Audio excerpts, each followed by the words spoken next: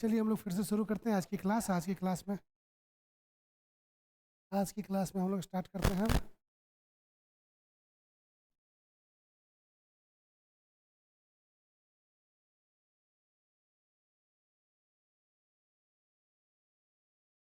तो आज की क्लास हम लोग स्टार्ट करते हैं। आज की क्लास में पिछले क्लास में हम लोगों ने कुछ क्वेश्चंस दिए थे आप लोगों को। वो क्वेश्चन आप लोग बना के लाए भी होंगे, लाए ना? चलिए अभी कुछ लोग आएंगे और बनाएंगे उस क्वेश्चन को बोर्ड पे एक एक करके। तो पहला क्वेश्चन आपका था, A cyclist moves on a circular track of radius 100 meter, completes one revolution in 4 minutes. What is the average speed, average velocity in full revolution? निकाले हैं? इस क्वेश्चन को निकाले हैं आप लोग? क्वेश्चन है, एक साइकिलिस्ट क्या कर रहा है, एक रिवॉल्यूशन कर रहा है। Cyclist moving on circular track of radius 100 metre. Circular track है एक, इसका रेडियस कितना है 100 मीटर, और इस पर क्या कर रहा है साइकिलिस्ट, घूम रहा है। उसके बाद कह रहा है, और एक रिवॉल्यूशन चक्कर मारने में उसको कितना लगा, 4 मिनट में एक रिवॉल्यूशन किया। 4 मिनट में एक रिवॉल्यूशन उसका पूरा हुआ। उसके बाद कह रहा है average speed average velocity in full revolution. तो एवरेज स्पीड एवरेज वेलोसिटी निकालने के लिए क्या करेंगे, टाइम टेकन 4 मिनट से और डिस्प्लेसमेंट इन 4 मिनट कितना हो गया, डिस्प्लेसमेंट इन 4 मिनट बराबर कितना हो जाएगा, 0। 1 मिनट में डिस्प्लेसमेंट कितना, 4 मिनट में एक चक्कर मारा तो डिस्प्लेसमेंट कितना हो जाएगा, 0 हो जाएगा। अब एवरेज वेलोसिटी निकालने के लिए क्या करेंगे,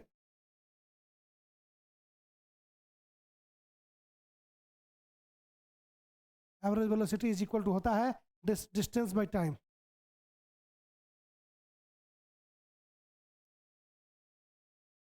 तो टोटल डिस्टेंस कितना है, 2 pi into 100 metre by time कितना लगा, 4 मिनट, बराबर हो गया 50 पाई रेडियन। बहुत आसान था ना, 50 पाई पर मिनट कर दीजिए, पर मिनट 50 पाई पर मिनट। दूसरा है एवरेज वेलोसिटी निकालना है। तो average velocity is equal to क्या होता है, डिस्प्लेसमेंट बाय टाइम। तो डिस्प्लेसमेंट कितना हो गया, डिस्प्लेसमेंट बाय टाइम, डिस्प्लेसमेंट कितना हो गया, 0। टाइम 4 बराबर 0। ये भी नहीं बनाया तुम लोग।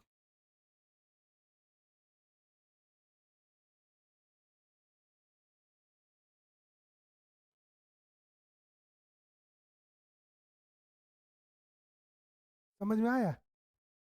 क्वेश्चन जो भी दिए थे सब काफ़ी इजी दिए थे, लेकिन फिर भी तुम लोग बना के नहीं लाए। बेइज्जती नहीं करे लाइफ में, बुला के यहाँ पर करे बेइज्जती।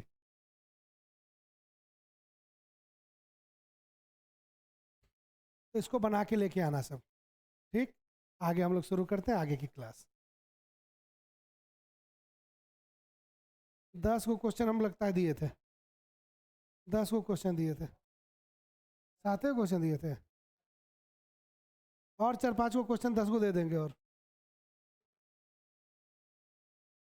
दे देंगे 10-15 को क्वेश्चन, 15 को क्वेश्चन, 10 को क्वेश्चन, और दे देंगे 15-20 को क्वेश्चन। घर जाओगे ना तो बना के लेके आना। आज के बाद तो हमको लगता है कि तुम लोगों से मुलाकात हमारी दुर्गा पूजा के बाद ही होगी। कल तो पता नहीं, कल जो भी हो, तो जब भी मुलाकात होगी अब, तो हम आपको 30-40 क्वेश्चन अभी देंगे, ठीक है आज। और सारे क्वेश्चंस को आप बना के लेके आइएगा। हाँ, 30-40 क्वेश्चन देंगे। क्वेश्चन इजी है, बना के लेके आना है। समय भी तो है, बैठ के करोगे क्या दुर्गा पूजा में? हाँ, ठीक। हम्म। वही हम सोच रहे हैं कि तुम लोग ये बात बोला क्या नहीं अभी तक।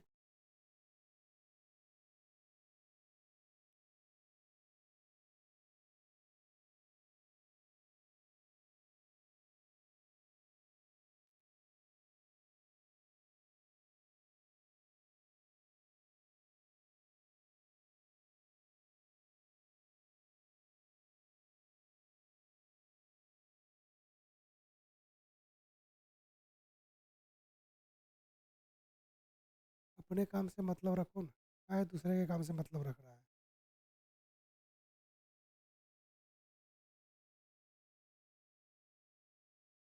पूरा रिजल्ट होगा तो कि तुम दूसरे को दे देगा कि उठा के। सब फेल करेगा तो तुम फेल करेगा, इसीलिए खुशी में फेल करता है। चलो पढ़ते हैं हम लोग laws of motion.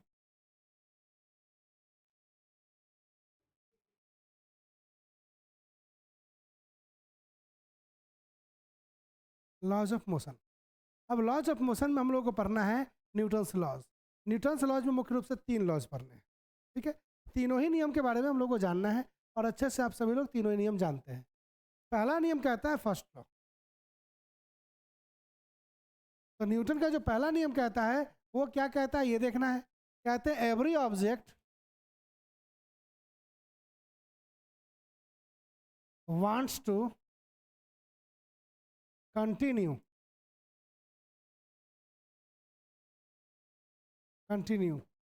in its position of rest और ऑफ, उसी में है, और ऑफ यूनिफॉर्म मोशन। क्वेश्चन बना के लाएगा तब। Every object wants to continue in its position of rest और of uniform motion unless it is compelled by any external force, unless it is compelled by any external force। कोई भी वस्तु अपनी यथा स्थिति में बने रहने की चेष्टा करता है जब तक कि कोई बाहरी बल उस पर ना लगे। ये क्वेश्चन है पहला लॉ। तो फर्स्ट लॉ में यही चीज है कि कोई भी ऑब्जेक्ट न्यूमेरिकल बनाए थे।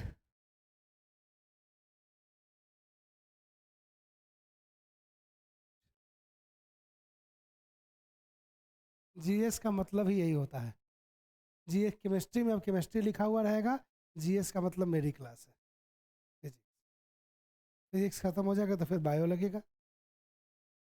ठीक है, तो जीएस का मतलब ही अब होगा फिजिक्स आपका। अच्छा जो भी हो,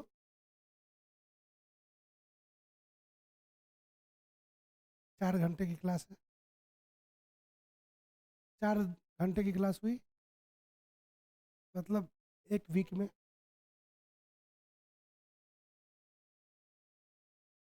बोला गया कि इतना ही ज़रूरत है आपको, तो हम बोले ठीक है इतना ही सही। होमवर्क का पीडीएफ भेज दीजिएगा, वो भेज दिए थे आप। हाँ, तो फर्स्ट लॉ हो गया। फर्स्ट लॉ याद भी होगा सबको, याद है? मुस्कान याद है फर्स्ट लॉ? मुस्कान फर्स्ट लॉ याद है? बोलिए।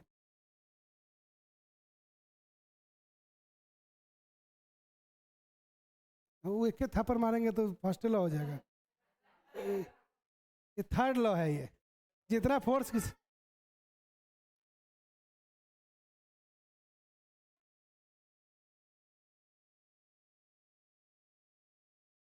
चलो तुम खड़ा हो जाओ, बताओ फर्स्ट लॉ। क्यों रहना चाहेगा? क्यों रहना चाहेगा? हट, बैठो बैठो। इनर्सिया के कारण।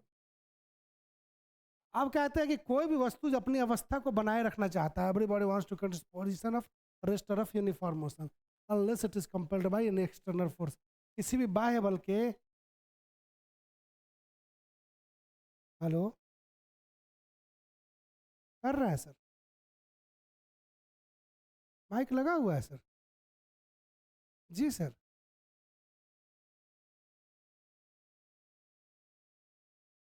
राजेश सर। हाँ,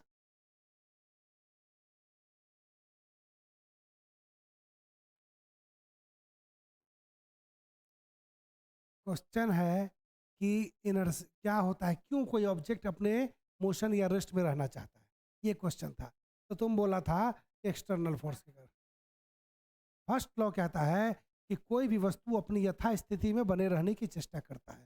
क्वेश्चन इतना ही से था कि क्यों रहना चाहता है, तो तुम बोलता है एक्सटर्नल फोर्स के कारण। क्वेश्चन ये था कि क्यों रहना चाहता है, तो उस टर्म के लिए जरूरत था इनर्शिया, और इनर्शिया कहते हैं property of body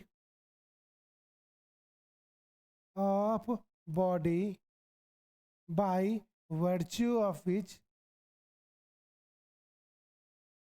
property of body by virtue of which it has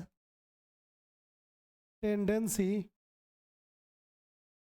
to stay in its state of rest or of uniform motion।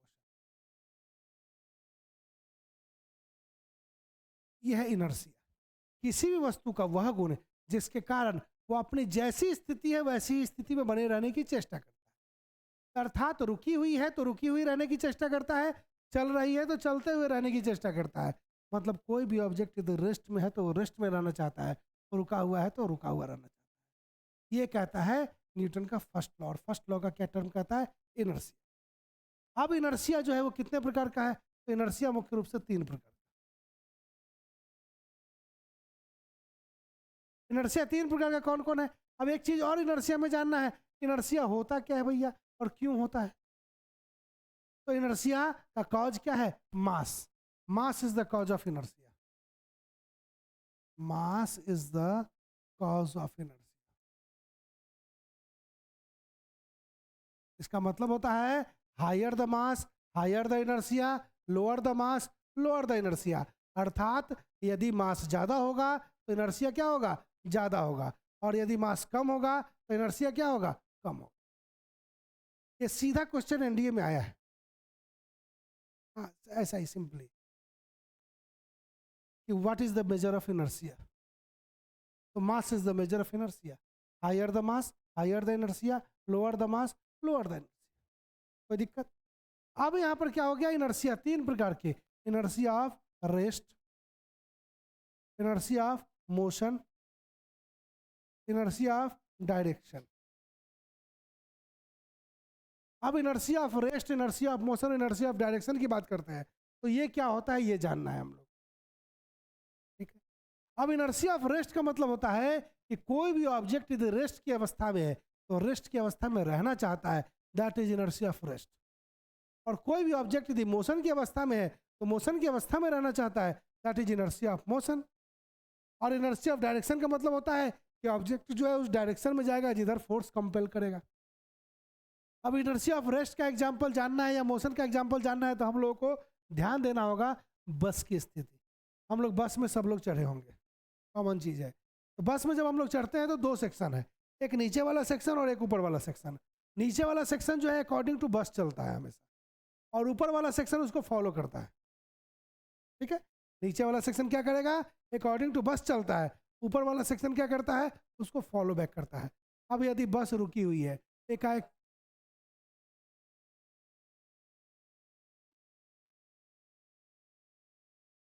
तो तुम बस पर लटक गया है। बस चल रहा था कि रुका हुआ? चल रहा है। फिर भी बस जो चलेगा तो ऊपर चलेगा ना, तो तुम्हारा बॉडी पीछे जाएगा, लेकिन तुम्हारा नीचे वाला बॉडी पीछे जाएगा। अब जो बस के कांटेक्ट में रहेगा वो उसके हिसाब से काम करेगा, तो हाथ काम करेगा। हमने पहले ही फिजिक्स में क्या कहा था? Physics is the study of relative things. हमेशा एक दूसरे की तुलना की बात करते हैं। अभी तक तो तुम पैर को रखे हुआ था बस के कांटेक्ट में, लेकिन अब तुम क्या कर दिया? अपने हाथ को कांटेक्ट में रख दिया। तो हाथ को जब कांटेक्ट में रखोगे तो हाथ के हिसाब से काम होगा। और भी चीज रख सकते हो कांटेक्ट में। ठीक है, तो यहाँ पर क्या हुआ? इनर्शिया ऑफ रेस्ट और मोशन के लिए तो हम लोग बस में बैठे हुए हैं, बस एक चलनी शुरू हो गई। हमारा जो नीचे वाला पार्ट है वो क्या हो गया कि कैल्विकल के नीचे वाला, ये कैल्विकल पार्ट है। पढ़े थे आप लोग कभी? 6 बोन्स कैल्विकल्स में, जो कि ज्वाइंट होता है नीचे के 60 बोन्स के साथ, ऊपर के 120 बोन्स के साथ। नीचे में कितना बोन? 30 इसमें 30 इसमें 60, 30 इसमें 30 इसमें, कितना? 120 बच गया कितना 80 बूंद 6 बूंद यहाँ बचा हुआ सारा 80 बूंद यहाँ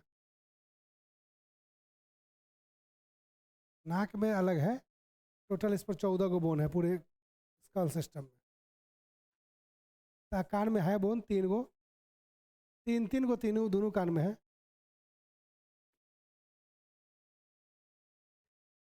मोड़ेंगे तो पता चलेगा चलो रेस्ट और मोशन समझ में आ गया inertia of rest inertia of motion inertia of rest में क्या हो गया कि कोई भी वस्तु रुकी हुई है तो रुकी हुई रहना चाहेगी अब जब हमारा बॉडी जो है वो क्या करने लगा चलने लगा तो ये बॉडी क्या होगा पीछे वाला वो पीछे की ओर झुक जाएगा इनर्सी ऑफ रेस्ट में था अब हम क्या किए कि चल रहे हैं बस चल रही है और एक बस ब्रेक मार दिया हम आगे की ओर इनर्सी ऑफ मोशन हो गया यही दो चीज़ है inertia of rest inertia of motion अब जब बात करेंगे इनर्सी ऑफ डायरेक्शन की तो इनर्सी ऑफ डायरेक्शन में क्या होता है कि ऑब्जेक्ट को हम क्या करते हैं किसी भी स्पेसिफाइड डायरेक्शन में भेजते हैं और इसका एग्जाम्पल की जब बात करते हैं तो इसका एग्जाम्पल क्या होता है सबसे पहले इसके एग्जाम्पल की जब हम बात कर रहे थे तो उस समय ध्यान दे रहे थे कि हम लोग याद किए थे मड का कॉन्सेप्ट पढ़े थे मड का हाँ जब बरसात का समय आता है तो आप लोग हवाई चप्पल पहन के घूमते हैं तो हवाई चप्पल से क्या होता है कि आपके पैंट पे कितना अच्छा कारीगरी होता है अच्छा ये भी बात है इसीलिए हेवी सोल का जूता पहनने के लिए कहा जाता है तो उसका पैर वो होगा ही नहीं ऊपर इसलिए जूता लोग पहनना पसंद करते हैं बरसात के महीने में भले ही गंदा जो थोड़ा ज़्यादा होता है लेकिन वो कपड़ा गंदा नहीं होता है लेकिन जो हवाई चप्पल पहनने वाले उनका कपड़ा गंदा होता है तुम लोग को याद होगा बचपन में जब तुम लोग साइकिल चलाता था तो साइकिल चलाता था तो उस समय में कभी काल जो यहाँ पर तुम्हारा मडगार्ड होता था ये मडगार्ड जो है यहाँ पर हीरोइन का फोटो टूट के गिर गया ठीक है हीरोइन का फोटो वहां रहता था वो हीरोइन का फोटो क्या हो गया टूट करके गिर गया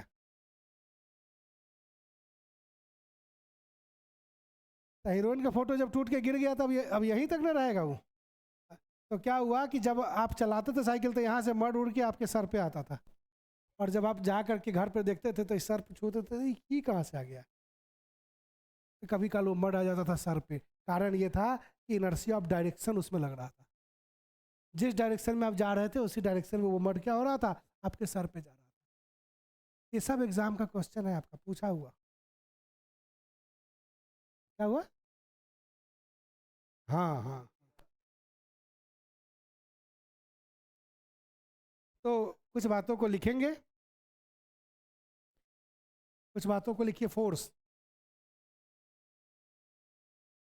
लिखेंगे force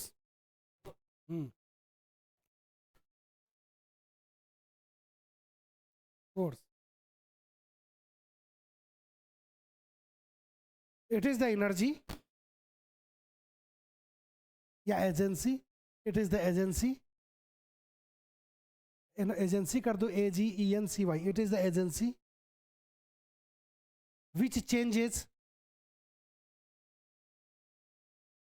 which changes it is the agency which changes or tend to change or tend to change or tend to change the state of rest or tend to change the state of rest or of uniform motion state of rest or of uniform motion or of uniform motion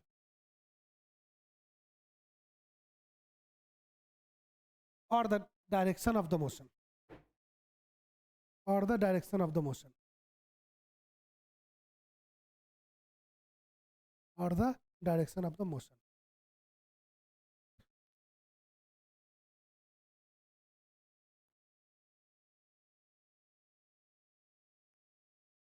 or the direction of the motion उसके बाद हम लोग लिखेंगे इसी में by applying a force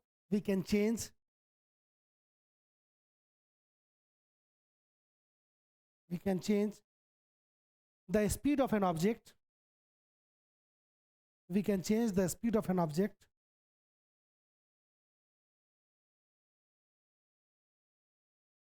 direction of the motion of the object, direction of motion of the object, motion of the object, shape and size of the object, shape and size of the object, shape and size of the object. हो गया?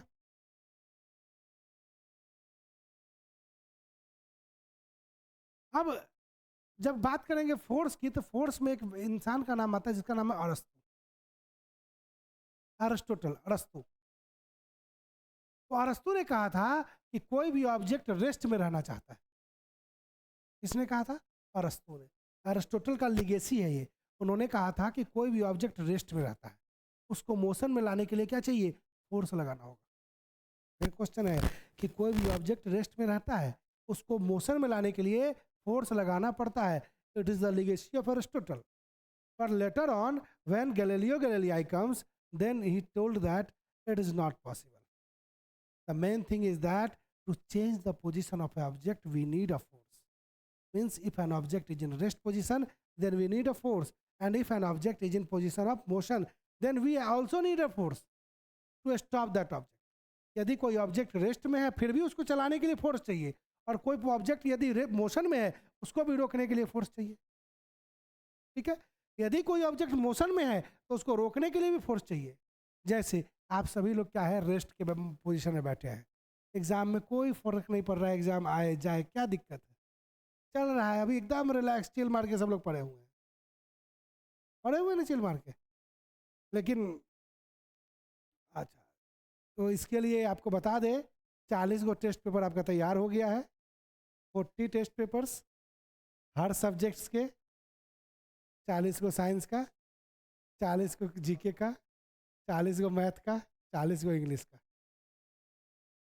और शायद आप लोगों को शुरू हो जाए, पता नहीं। हाँ, तो इसीलिए वो टेस्ट की बातें कल हुई थी, कल हम लोग बैठ के बहुत देर तक यहाँ बात किए हैं। तो आप लोगों को क्या था, अभी तक आप लोग रेस्ट पोजीशन में थे, क्योंकि ऑलरेडी आप सभी लोग सिलेबस पढ़ चुके हैं। जितने भी लोग यहाँ बैठे हैं सबने सिलेबस पढ़ा है। तो जब सिलेबस पढ़ा है तो फिर अब क्यों सिलेबस पढ़ाना जबरदस्ती? हाँ, सिलेबस क्यों पढ़ाना? क्वेश्चन करेंगे, डिस्कशन कराएंगे। सिलेबस तो चल ही रहा है आपका क्लास। अरे भैया सिलेबस तो चल ही रहा है, जो चल रहा है तो मतलब मेन फोकस करना है क्वेश्चन पे, जो आपको परेशान करता है एग्जाम में। हाँ क्या? हाँ क्या है क्वेश्चन? हाँ हाँ, वो सब क्वेश्चन हो जाएगा। तो अभी आप लोग रेस्ट पोजीशन में हैं, आपको मोशन में लाने के लिए फोर्स की जरूरत है। फोर्स दे दिए हमें को, लगा दिए ना फोर्स, टेस्ट का नाम। अब क्या है कि आप लोग तैयारी में लगे हुए हैं एकदम। हम बोल दिए कि 2 हफ्ता तक टेस्ट नहीं होगा, तो फिर फोर्स लगा दिए, आप लोग रेस्ट में हो गए। यही कहता है गैलीलियो गैलीलियाई। एरिस्टोटल ने कहा था कि यदि कोई रेस्ट में है तो मोशन में लाने के लिए फोर्स की जरूरत है। गैलीलियो गैलीलियाई बोलता है ना, कोई भी ऑब्जेक्ट यदि रेस्ट में है फिर भी मोशन में लाने के लिए फोर्स जरूरत है, और मोशन में है तो रेस्ट में लाने के लिए फोर्स का जरूरत है। दोनों ही केस में फोर्स का जरूरत है, तो दोनों अंतर है। एरिस्टोटल का लिगेसी को काट दिया कौन? गैलीलियो गैलीलियाई। कोई बहुत तेजी से जा रहा है प्यार के रिश्ते पर, और उसके लिए राजेश सर का नाम आ जाता है, तुरंत रुक जाता है, तुरंत रुक जाता है। तो बहुत स्पीड में फोर्स चल रहा था, ऑब्जेक्ट मोशन में था, एक नाम आता ही रुक हो गया। तो ये क्या हो गया? फोर्स लगा, ऑब्जेक्ट के मोशन को ब्रेक कर दिया। चलो आगे से। तो एरिस्टोटल का लिगेसी को किसने ब्रेक किया? गैलीलियो गैलीलियाई। लिखना जरूरी है, दिमाग में रहेगा। इसके बाद लॉ ऑफ इनर्शिया की बात करते हैं। लॉ ऑफ इनर्शिया जिसको फर्स्ट लॉ ऑफ मोशन भी कहते हैं। ये लॉ ऑफ इनर्शिया क्या कहलाता है? कहता है कि इनर्शिया किसी भी वस्तु का इनर्ट कैपेबिलिटी है, किसके हिसाब से? That is due to mass. किसके हिसाब से? मास के आधार पर। If a body has mass then he has ability, inert ability to stay in its position of rest और ऑफ यूनिफॉर्म मोशन। कोई भी ऑब्जेक्ट में यदि मास है तो रुका हुआ रहना चाहेगा या चलता हुआ रहना चाहेगा। तो क्वेश्चन ये आता है कि आज तक तो कोई ऑब्जेक्ट देखे ही नहीं है दुनिया में जो चल रहा है तो चलते रहेगा। कोई ऑब्जेक्ट देखे ही नहीं आप लोग। अंतरिक्ष में जितना भी ऑब्जेक्ट चलता है सब ऐसे ही चलता है। अंतरिक्ष में हर ऑब्जेक्ट ऐसे ही चलता है। मतलब क्या हो गया? ये हमारा अर्थ है और अर्थ का ये ग्रेविटेशनल पुल है। एक बार इस ग्रेविटेशनल पुल से किसी भी सैटेलाइट को बाहर फेंक देते हैं तो जिस वेलोसिटी से जा रहा है, यदि यहाँ पर 20 किलोमीटर पर आवर है तो ये 20 किलोमीटर पर आवर से ही जाता रहेगा। तब तक जाता रहेगा जब तक इसको रोका न जाए। हाँ, स्पेस में रोका जाएगा। इस पर लगा हुआ होता है बहुत सारा सक्शन पंप्स। उसको क्या करेगा? घुमा देगा इधर की ओर। पहले इधर था तो उसको उधर घुमा देगा तो ये एयर प्रेशर को रोकेगा। तो रोकेगा तो रुकेगा ना, फोर्स लगा ना। ऐसा थोड़ी ना है कि डांटिए करके फोर्स लगाया जाए, ये जरूरी थोड़ी ना है। रिस्ट्रिक्शंस लगा के भी फोर्स लगाया जा सकता है। रिस्ट्रिक्शन लगा के भी फोर्स लगाया जा सकता है। मोबाइल छीन के भी फोर्स लगाया जा सकता है। तो होता है ना कि मान लिया कि मोबाइल ले लिया गया, 10 दिन तक रख लिया गया राजेश सर के पास मोबाइल, तो ये भी एक फोर्स ही है। जरूरी थोड़ी ना है कि पीटा ही जाए तो ही फोर्स है। तो यहाँ पर जरूरी नहीं कि इसमें इनर्ट फोर्स दिया जाएगा। कि क्या कर दिया? बस डायरेक्शन इसका चेंज कर दिया उसके पंप्स का, तो वो क्या हो गया कि इधर के एयर प्रेशर को ब्रेक कर दिया और यहाँ पर ये धीरे धीरे धीरे धीरे रुकना शुरू हो गया। ठीक है, तो ये भी एक फोर्स का तरीका है। फोर्स का मतलब नहीं कि हमेशा पिटाई ही लगे। ठीक है, तो ये 20 किलोमीटर पर आवर हो गया यदि जा रहा है तो अंतरिक्ष में जितना भी ऑब्जेक्ट जाता है, एग्जाम में क्वेश्चन आया है एयरफोर्स में कि उसका एक्सेलरेशन क्या होता है।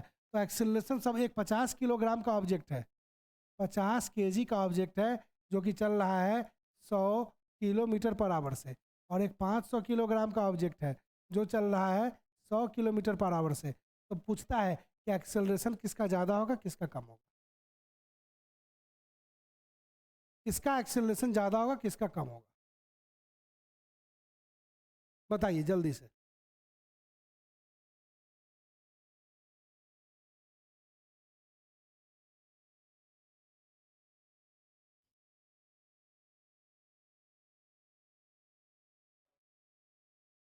एक्सेलरेशन किसका ज़्यादा होगा? हमसे क्वेश्चन छोड़ो, इसको 1000 कर देते हैं।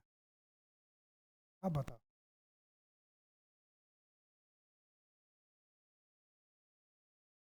अरे छोड़ो, एक रन एकरे 1000 कर देते हैं। आप बताओ।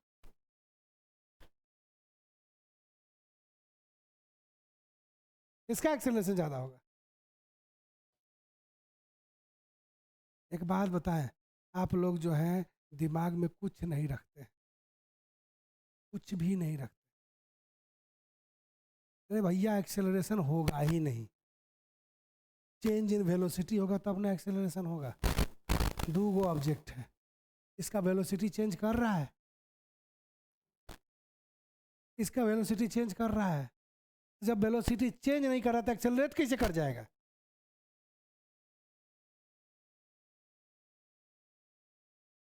कुछो नहीं, मास रहे वेलोसिटी रहे कोई फर्क नहीं पड़ता है। वेलोसिटी का चेंजेशन नहीं होगा तो एक्सेलरेशन नहीं होगा। मतलब एक्सेलरेशन नहीं समझ रहा है तुम लोग। एक्सेलरेशन का मतलब होता है यहाँ हम चल रहे हैं 20 किलोमीटर पर आवर से, यहाँ चलने लगे हम 50 किलोमीटर पर आवर से, तो 50 माइनस 20 और बट्टा जो टाइम लगेगा वो, तब ना वो एक्सेलरेशन कहलाएगा। यहाँ तो ये 100 किलोमीटर या 1000 किलोमीटर पर आवर से तो चलता रहेगा हमेशा 100 किलोमीटर 1000 किलोमीटर पर आवर से, एक्सेलरेशन जीरो होगा, कांस्टेंट नहीं, जीरो। हाँ, इसीलिए ब्रह्मांड में चलने वाली हर वस्तु का एक्सेलरेशन होता है जीरो। हर वस्तु का एक्सेलरेशन जीरो होता है, एक्सेलरेट होता ही नहीं। क्वेश्चन पूछा हुआ है। उस दिन बोले पढ़े भी नहीं किए हम गुरु जी लोग, क्या ये नहीं बोल देगा सब? हाँ, तो एक्सेलरेशन क्या हो गया उसका? जीरो हो गया। क्योंकि निकालिएगा टाइम जो भी उससे भाग दीजिएगा तो 0 हो जाएगा वो, क्योंकि 100 माइनस 100, 0 बटा कुछ भी लगा दीजिए तो 0 ना हो जाएगा, एक्सेलरेट करता ही नहीं है। तो ब्रह्मांड में जितनी भी वस्तुएं चल रही हैं सब चल रही हैं सेम वेलोसिटी से, उसको कोई एक्सटर्नल फोर्स देने का जरूरत नहीं पड़ता है। तो न्यूटन का पहला नियम कहता है law of inertia, a body in motion wants to increase position of motion, a body in rest wants to increase position of rest. अब उसके बाद जब इसमें जोड़ देंगे unless it is compelled by, अब एक बात बताओ, तुम्हारे पास एक ऑप्शन है, हम और तुम्हारा नाम क्या है, अभिषेक, दोनों ही इस रूम में सोए हुए हैं। अभिषेक वहाँ सोया हुआ है एक बेड पे, हम यहाँ पर सोए हुए एक बेड पे, ठीक है। अब क्या हुआ कि हम लोगों का मोबाइल फ़ोन वहाँ टेबल पर रखा हुआ है। अब मोटे लोगों का इच्छा होता है पतला होने का, तो सुबह सुबह हम सोचे कि पतला होंगे तो थोड़ा दौड़ लेते हैं, अलार्म लगा दिए 4:30 बजे का, वहाँ पर अलार्म बज रहा है, कौन बंद करेगा उसको, कौन करेगा बंद? ना, किसी का नींद पहले खुले तो बंद हुए करेगा, उससे क्या फर्क पड़ता है? हाँ, हल्ला करके बोलेंगे अभिषेक जाके बंद करो अलार्म, मत करो, बजने दो, ठीक है बजने दो, रहने दो, छोड़, नहीं छोड़ दो। हुआ क्या ना, ये मास का बीमारी है, higher the mass higher the inertia, lower the mass lower the inertia. जिसके पास द्रव्यमान ज्यादा होगा उसमें जरूरत तो ज्यादा होगा, और हमारा जरूरत तो हमको कहता है कि सोए रहो, इसका मास कह रहा है कि नहीं सो नहीं, तुम्हारा जरूरत तो कम है तो जाओ उठ के करो बंद। लेकिन इसका भी एक्सेप्शन है, रिस्पॉन्सिबिलिटी के केस में ही फेल हो जाता है। जैसे आपको स्कूल जाना हो और आपकी मम्मी मोटी भी हो फिर भी वो सुबह उठ करके खाना बनाएंगी, नाश्ता बनाएंगी, आपके कपड़ों को प्रेस करेंगी और आपको देंगी, तो उस समय में फेल हो जाता है। बाबूजी कितने भी मोटे रहे वो उठ करके समय पर जाएंगे ही ऑफिस, उससे कोई फर्क नहीं पड़ता है। तो रिस्पॉन्सिबिलिटी के केस में ये सब फेल हो जाता है, जब इंसान यहाँ से सोचने लगता है ना तो ये नियम फेल कर गया, ठीक है। तो इनर्शिया समझ में आ गया।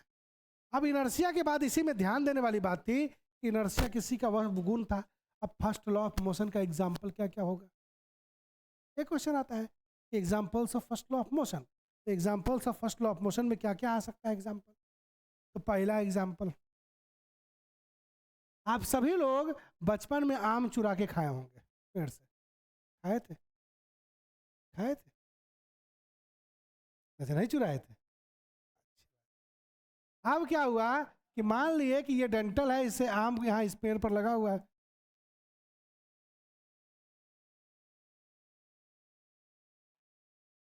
ठीक है। अब इस आम को तोड़ना है तो आप लोग क्या करिएगा, पत्थर चला के मारिएगा इस पे। पत्थर चला के जब मारे ना, यदि यहाँ लगेगा तो ये आम टूटेगा नहीं, फूट जाएगा, टूटेगा नहीं। हाँ, फट के वहीं पर लटका हुआ रहेगा, वो टूटेगा नहीं। तो तब तक नहीं टूटेगा जब तक इसके डंटी पर चोट ना लगे, डंटी पर चोट लगेगा वो टूट जाएगा। क्यों ऐसा हुआ? इनर्सिया ऑफ रेस्ट में ही आम है। यदि इस पर मोशन लगाए तो ऑब्जेक्ट मोशन में चला गया, नियम कहता है इनर्शिया ऑफ मोशन का, मोशन में चला गया। लेकिन यदि यहाँ मार दिए तो इनर्शिया ऑफ रेस्ट में है, ये है, आई पार्ट चला गया मोशन में तो ये पार्ट टूट गया। बड़ा पत्थर से मारेंगे तो पूरा डाल ही हिलेगा, आम नहीं टूटेगा। मतलब आप ऐसा करो कि हिमालय पर्वत पटक देना आम के पेड़ पर तो क्या हो जाएगा कि वो आम का पेड़ चपटा हो जाएगा बड़ा पत्थर यही, ठीक है, हिमालय पर्वत पटक देना। अब क्या हुआ तो ये नहीं टूटेगा। दूसरा, मैट देखते हो, डोर मैट, डोर मैट में जो रखा हुआ रहता है उसको झाड़ा जाता है, तो झाड़ने के लिए क्या करते हैं, उसको सीधा लिए और डंडा से मारे। डंडा से मारने पर क्यों गिर गया उसका धूल कण? क्योंकि डोरमैट जो है वो तो चला गया मोशन में और धूल कण रेस्ट में रह गया, रेस्ट में रह गया तो वही गिर जाएगा। तीसरा एग्जाम्पल बात करेंगे, बंदूक से यदि गोली चलाएंगे शीशा है और इस शीशा पर बंदूक से गोली चलाएंगे तो इसको क्या करेगा, सीधा छेद करके निकल जाएगा। हाई वेलोसिटी यदि गन होगा तो हाई वेलोसिटी गन से क्या करेगा, सीधा छेद करेगा और निकल जाएगा गोली इस पार से उस पार। बाकी शीशा वैसे ही रह जाएगा। हाँ, वो नहीं होगा क्रैक, नहीं चमकेगा। हाँ, वो हाई वेलोसिटी गन से यदि मारिएगा तो बाकी शीशा को कोई फर्क नहीं पड़ेगा, बस उतना छेद हो जाएगा। लेकिन पत्थर चला के मारिए तो ये पूरा चमक जाएगा। पत्थर चला के मारिएगा, क्यों ऐसा हुआ? क्योंकि जब हाई वेलोसिटी गन से चला रहे थे तो इनर्शिया ऑफ रेस्ट के कारण ही रेस्टे में रह गया, ये पार्ट बस मोशन में आया, मोशन में आ गया तो इस पार से उस पर निकल गया। पत्थर में क्या किए, उतना वेलोसिटी हम पत्थर को दे ही नहीं सकते हैं, उतना स्पीड हम लोग नहीं दे सकते हैं, तो नहीं दे सकते हैं तो क्या करेगा, सबको चकनाचूर करते हो जाएगा। हम्म, करके देखना, करके देखना, ठीक है, कर सकता है, करके देख सकता है, इसमें कौन बड़ी बात है। हम्म, शुरुए से।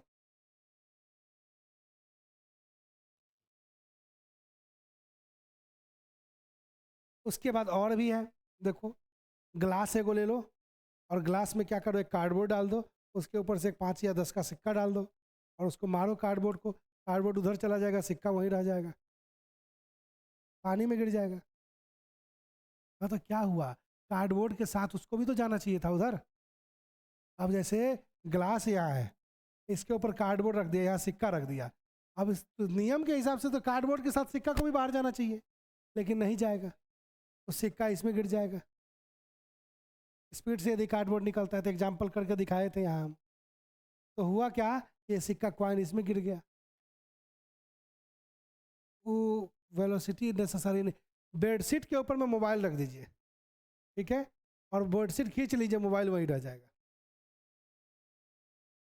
तो इनर्शिया ऑफ रेस्ट का एग्जाम्पल है ये। तो ये सब फर्स्ट लॉ का एग्जाम्पल है।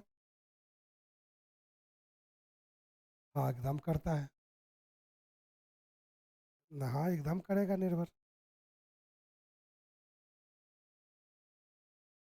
एक बात बताओ, घोड़ा कोई कौन चढ़ा है, अब घोड़ा चलने लगा एकदम तेजी से, एकाएक घोड़वा रुक गया, तुम क्या करेगा, तुम आगे उलट जाएगा।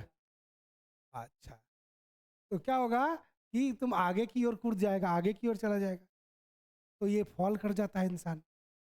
और जो एक्सपर्ट होते हैं वो लगाम खींच पाते हैं, नहीं तो बहुत को तो पता नहीं चलता है कि घोड़ा घोड़ा रुका है कि हम गिर गए हैं। गिरने के बाद पता चलता कि हम गिर गए हैं। ठीक है,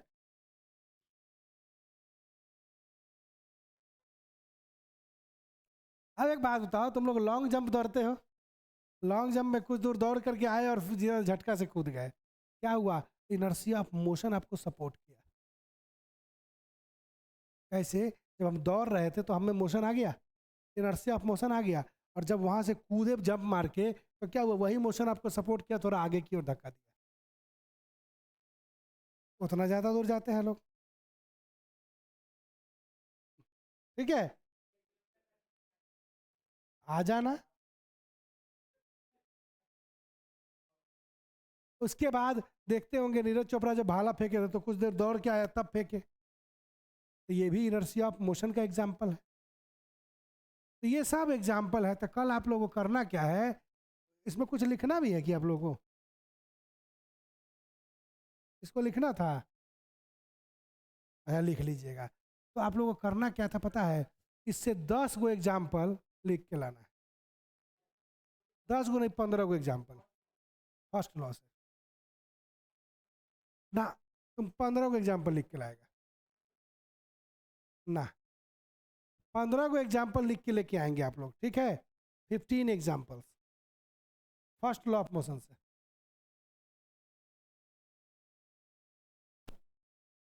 15 एग्जाम्पल्स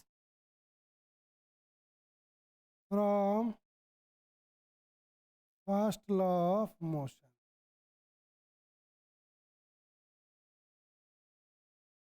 ये लिख के लेके आना, ठीक है। उसके बाद जब आगे की बात करते हैं, देखिए आप लोग कहिएगा कि नहीं दिए हैं, तो ये रिकॉर्डेड वीडियो है, ठीक है। तो आगे जब बात करते हैं आगे हम लोग, तो सेकेंड लॉ की,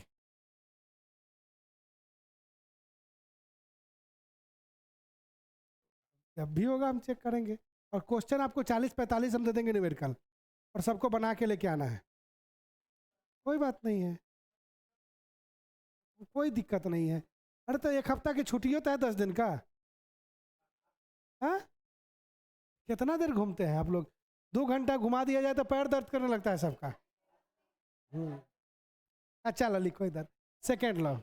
सेकेंड लॉ ऑफ मोशन कहता है कि rate of change of momentum is directly proportional to applied force. क्या कहता है? Rate of change of momentum, rate of change of momentum is directly proportional to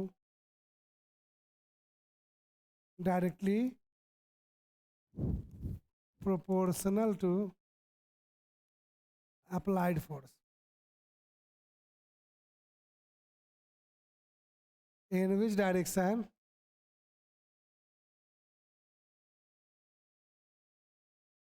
the force is applied, direction the force is applied। अब इसका statement जो है, rate of change of momentum, momentum होता है p, और p is equal to होता है mv।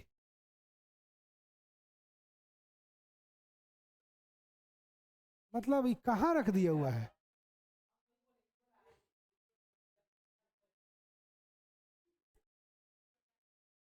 D।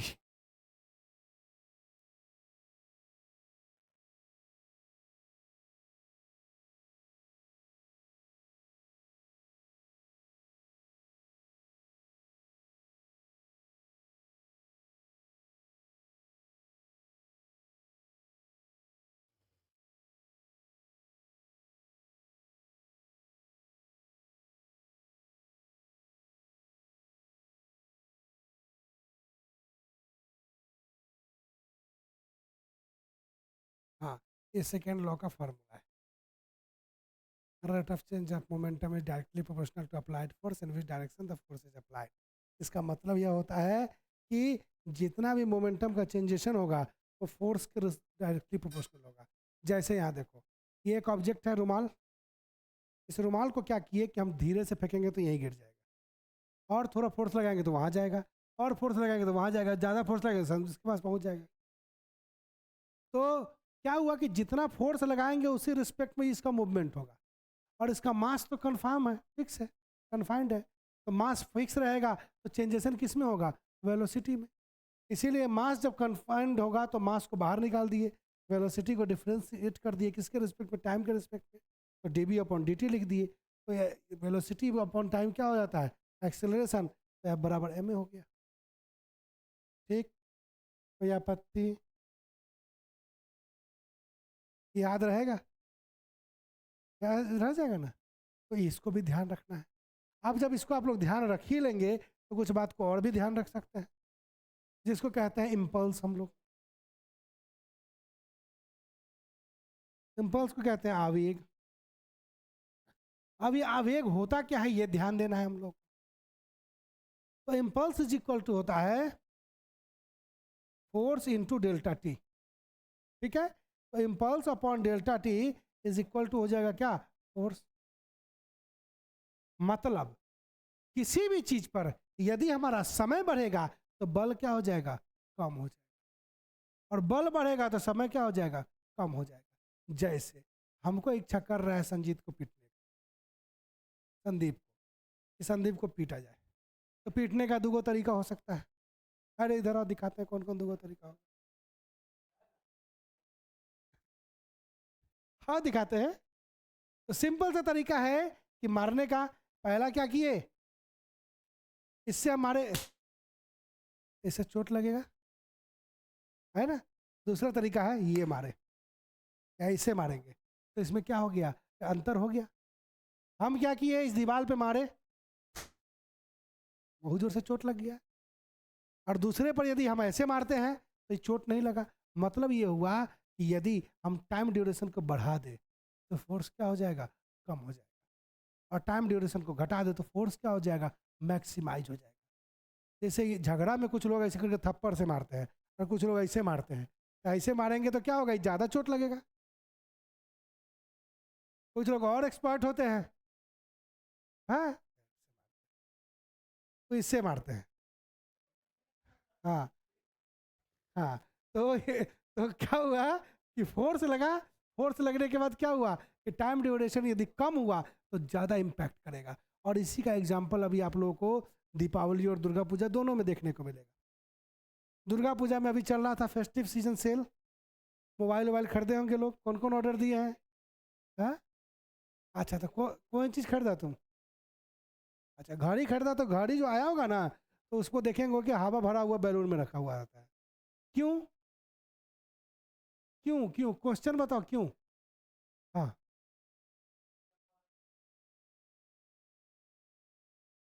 कैसे उसको रखने से प्रेशर नहीं जाएगा? फोम पर प्रेशर नहीं पड़ेगा मतलब? हाँ, भग, कन्फ्यूज आ गया तो, हाँ बोलो। एयर बबल्स जो होता है ना, जैसे वो मोबाइल कभी गिरने का कोशिश करे या घड़ी गिरेगा ना, एयर बबल क्या करेगा, टाइम ड्यूरेशन को बढ़ा देगा, गिरने में टाइम ड्यूरेशन को बढ़ा देगा, फोर्स कम हो जाएगा। हाँ, जैसे आप लोग देखते होंगे ये डिजिटल बोर्ड आया होगा तो इसका डब्बा रखा हुआ है उधर या ऊपर में, ऊपर में रखा हुआ है तो उसमें फोम रखा हुआ है। हाँ, उसमें फोम रखा हुआ है, एक फोम उधर होगा, एक फोम इधर, एक ऊपर और एक नीचे, 4 गो फोम रखा हुआ होगा उसमें, थर्मोकोल वाला फोम। उस थर्मोकोल के फोम का देखते होंगे कि ये जो बोर्ड का फोम होता है और नॉर्मल फोम होता है, दोनों में अंतर है। इसमें मोटा होता है और एयर बबल्स इसमें ज़्यादा होता है, ये थोड़ा सा फ्लेक्सिबल होता है। हाँ, तो वेट ज़्यादा करके फ्लेक्सिबिलिटी इसकी बढ़ा दी गई है। फ्लेक्सिबिलिटी बढ़ने से क्या होगा कि जब ये जर्क पड़ेगा ना तो इस पर चोट नहीं आएगा। तो जब चोट नहीं आएगा, क्योंकि महंगा चीज़ है तो महंगा चीज़ के लिए 20,000 रुपये का वो फोम और डिब्बा रहता है, 20,000 रुपये का पैकिंग लगता है, वहाँ से यहाँ आने का 20,000 रुपया है उसका, दिल्ली से यहाँ आने का। हाँ, इसको डिजिटल बोर्ड को दिल्ली से यहाँ लाने में 20,000 का खर्चा है। यहाँ बनाते कौन, फैक्ट्री है यहाँ? हाँ, तो क्या हुआ कि ये सब चीज़ें वहाँ से आती तो इतना खर्चा है, तो किस बस ट्रांसपोर्टेशन में इसका खर्चा है। अभी दुर्गा पूजा खत्म होगा, दीपावली आएगा, दीपावली में आप लोग क्या करिएगा, मूर्ति खरीदते हैं, मूर्ति जिसमें रखता है उसको क्या करते हैं, कटा हुआ रहता है पेपर बहुत सारा रखा हुआ, उस पेपर के बीच में वो रखा हुआ रहता है। क्यों? पेपर क्या करता है, पेपर का काम है टाइम ड्यूरेशन को बढ़ा देना। टाइम ड्यूरेशन जब बढ़ जाएगा तो फोर्स क्या हो जाएगा, कम हो जाएगा, और ऊपर नीचे गिरेगा भी वो तो आवाज़ कम करेगा। ठीक है, कितना भी हाइट से आप गिरा दीजिएगा चोट नहीं लगेगा, यदि उस हिसाब से उसको रखा हुआ है। जैसे फोम के हिसाब से वो डिपेंडेंसी है कि कैसा चीज़ को आप गिरा रहे हैं। जैसे जो एयर बबल्स होते हैं, जो कूदते हैं एयरफोर्स वाले लोग, उसको कोई फर्क नहीं पड़ेगा नीचे, कोई नहीं, पैराशूट नहीं, वो बबल्स होते हैं, उसके अंदर में लोग घूम जाते हैं, पैक रहते हैं। एयरफोर्स के यदि कोई ऑफिसर्स जा रहे हैं तो यदि कोई फ्लाइट में तकनीकी खराबी होती है तो उसको उस बबल में डाल दिया जाता है और लॉक करके फेंक दिया जाता है, ज़मीन पे आगे गिर जाएंगे, कुछ नहीं होगा, उसको एकदम सेफ रहेगा। बैलून उसके ऊपर लेयर रहता है लगा हुआ कई सारा, और अंदर में भी फोमिंग किया हुआ रहता है, उसको कुछ नहीं होने जा रहा है, वो लॉक रहता है पूरा बंधा हुआ, उसको कुछ नहीं होगा। लेकिन वो सिंपली जवानों के लिए नहीं है, वो हायर अधिकारियों के लिए है। ठीक है, ये देखो तो इम्पल्स बराबर हो गया फोर्स इंटू डेल्टा टी। अब इसका मतलब क्या हो गया, एक क्वेश्चन पूछता है कि क्रिकेट का खिलाड़ी जब कैच करता है तो हाथ को पीछे की ओर खींचता है, तो इसलिए खींचता है, जब हाथ को पीछे खींचेगा तो टाइम ड्यूरेशन को क्या करेगा, बढ़ा देगा, और जब टाइम ड्यूरेशन बढ़ेगा तो फोर्स क्या हो जाएगा, कम हो जाएगा, चोट नहीं लगेगा। शॉट पर तुम लोग क्रिकेट खेला होगा, शॉट पर ऑफ शॉट पर ड्यूटी भी किया होगा, जब ऑफ शॉट पर ड्यूटी कहाँ पर किए हैं, कीपिंग करते हैं, तो कीपिंग करते हैं जब फास्टर बॉलर आता है ना, तो ड्यूज से खेला है कि नॉर्मल बॉल से? तो ड्यूज बॉल से जब खेलता है तो सारा सेफ्टी जो क्रिकेट बैट्समैन के पास है सब इसके पास रहता है, हेलमेट हो, पैड हो, एडी हो, सारा कुछ। और उसके बाद क्या होगा कि बॉल आया, हाथ से लिया, पीछे पीछे नहीं लेंगे तो चोट लगेगा उसको। ऑफ शॉट का खिलाड़ी के पास तो गोली की तरह बॉल निकलता है जब बल्ला से लगता है तो उस समय में मान लिया कोई रहे, अभी उसी दिन जो आउट हुआ था ये इंडियन क्रिकेट प्लेयर एक आउट हुआ था पिछले दिन मैच में, विराट कोहली, हाथ में, हाँ, बाएं हाथ से ऐसे करके कैच आ गया था। अच्छा, वो हाथ में आ गया बॉल, हम नहीं देखे थे, हमको उतने क्लिप दिखाया था मेरा एक स्टूडेंट, देखिए सर कैसे कैच पकड़ा, तो नॉर्मल है। हाँ, क्या है, हमको किसी का नाम याद नहीं रहता क्रिकेट, हमको प्लेइंग 11 का नाम नहीं याद है इंडियन क्रिकेट टीम का, नहीं पता। तो क्या हुआ कि प्लेइंग 11 का नाम नहीं याद है हमको कि कौन कौन खेल रहा है, क्रिकेट हम नहीं देखते हैं, इसीलिए उस दिन भी हम यहाँ नहीं बैठे थे, उस दिन यहाँ पर चल रहा था, हम नहीं देखे हैं। अफगानिस्तान का, बांग्लादेश और भारत, चल सकता है। तो ये हो गया, तो ये चीज़ें हो गई, तो सेकेंड लॉ का एग्जाम्पल ही हो गया, सेकेंड लॉ का एग्जाम्पल हो गया। तो सेकेंड लॉ में तो कुछ नहीं करना है, 20 एग्जाम्पल्स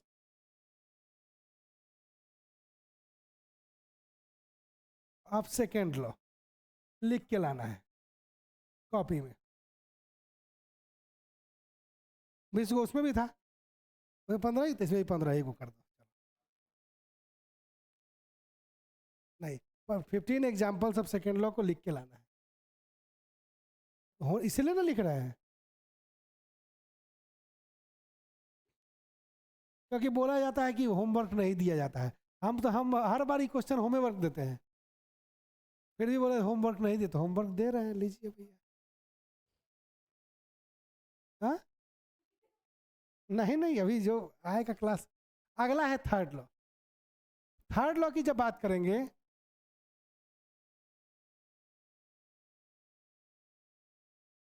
थर्ड लॉ का सिंपल सा स्टेटमेंट कहता है every action has equal and opposite reaction. क्या हुआ, आप कहाँ सोच रहे हैं, जाना है कहीं का, तब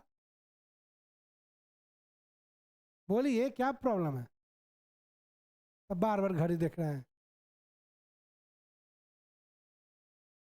तो क्या हुआ कि थर्ड लॉ में सिंपल सा बात ध्यान रखेंगे कि एवरीबॉडी, मतलब थर्ड लॉ का स्टेटमेंट कहता है every action has equal and opposite reaction in which direction the force is applied. जितना एक्शन होगा उतना ही रिएक्शन होगा, और दोनों क्या होगा, अपोजिट डायरेक्शन में। हम जितना जोर से दीवार को मारेंगे, दीवार भी उतना ही जोर से हमको मारेगा, और वो अपोजिट डायरेक्शन में। कहते हैं एवरी एक्शन हैज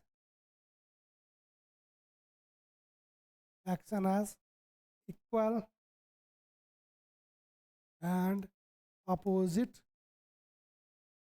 रिएक्शन। प्रत्येक क्रिया के विपरीत और बराबर प्रतिक्रिया होती है। जितना क्रिया करेंगे उतना ही प्रतिक्रिया होगी, क्रिया कम करेंगे प्रतिक्रिया कम होगी, क्रिया ज़्यादा करेंगे प्रतिक्रिया ज़्यादा होगी। कोई आपत्ति?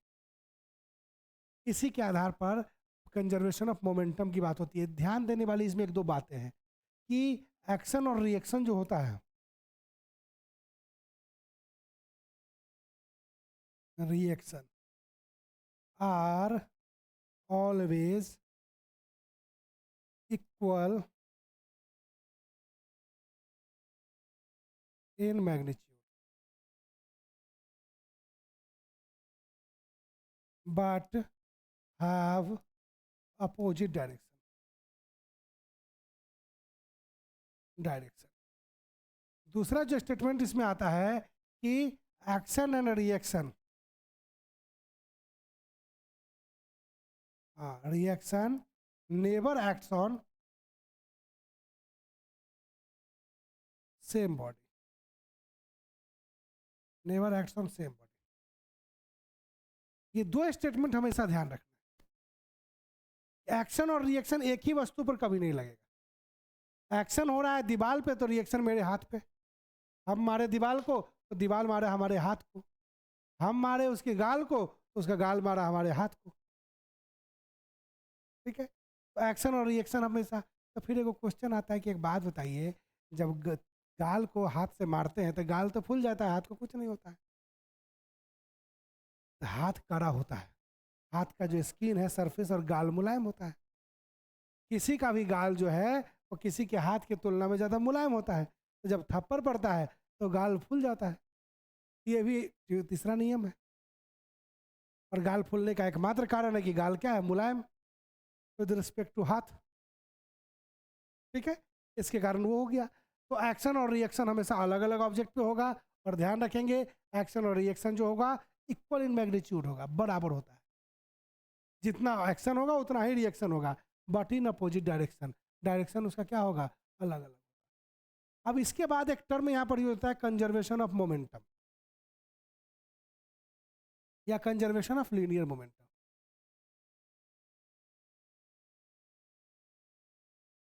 हाँ, एक्शन और रिएक्शन आर ए नहीं, अपोजिट होगा, अपोजिट डायरेक्शन होगा। हाँ, अपोजिट डायरेक्शन होगा। मतलब पूरा क्या मन रहता है, मतलब कुछ देर तक क्लास को सीधा नहीं चलने देना है, कुछ ना कुछ बोल देना है। तो ये हो गया। इसके बाद सिंपल सा इसमें लॉजिक है, तुम जिस काम को कर रहा है ना, बहुत पहले हम लोग करते थे। हाँ, तो अब कारण तो सब पता ही है हमको इस काम का, तुम जो कर रहा है और कुछ सुनना है, मतलब पता तो है ही है कि तुम कर क्या रहा है। हम लोग तो दिमाग से गधा है नहीं। चलो, तो एक्शन और रिएक्शन का केस हो गया। अब हम लोग करते हैं momentum, conservation of linear moment. हाँ, इसमें भी क्या करना है ना, 15 एग्जाम्पल्स लिख के लाना है।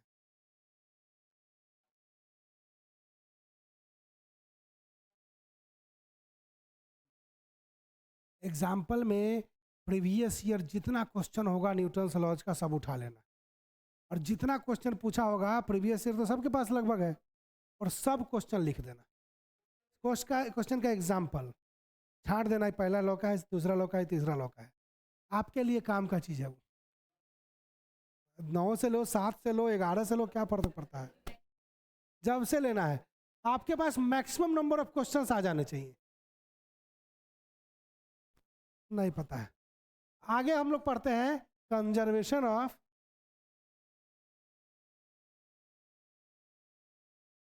Linear momentum.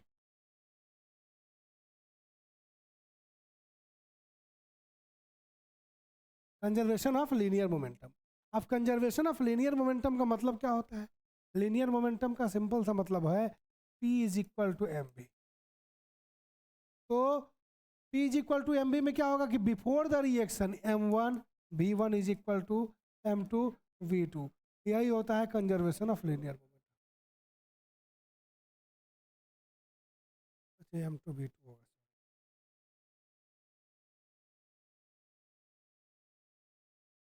M1 V1 is equal to M2 V2 होगा। इसका मतलब होगा एक मास और एक वेलोसिटी का गुणनफल बिफोर द रिएक्शन और आफ्टर द रिएक्शन दोनों ही क्या हो जाना चाहिए, इक्वल हो जाना चाहिए। जैसे हम लोग क्या करते हैं, बंदूक से गोली चलाते हैं।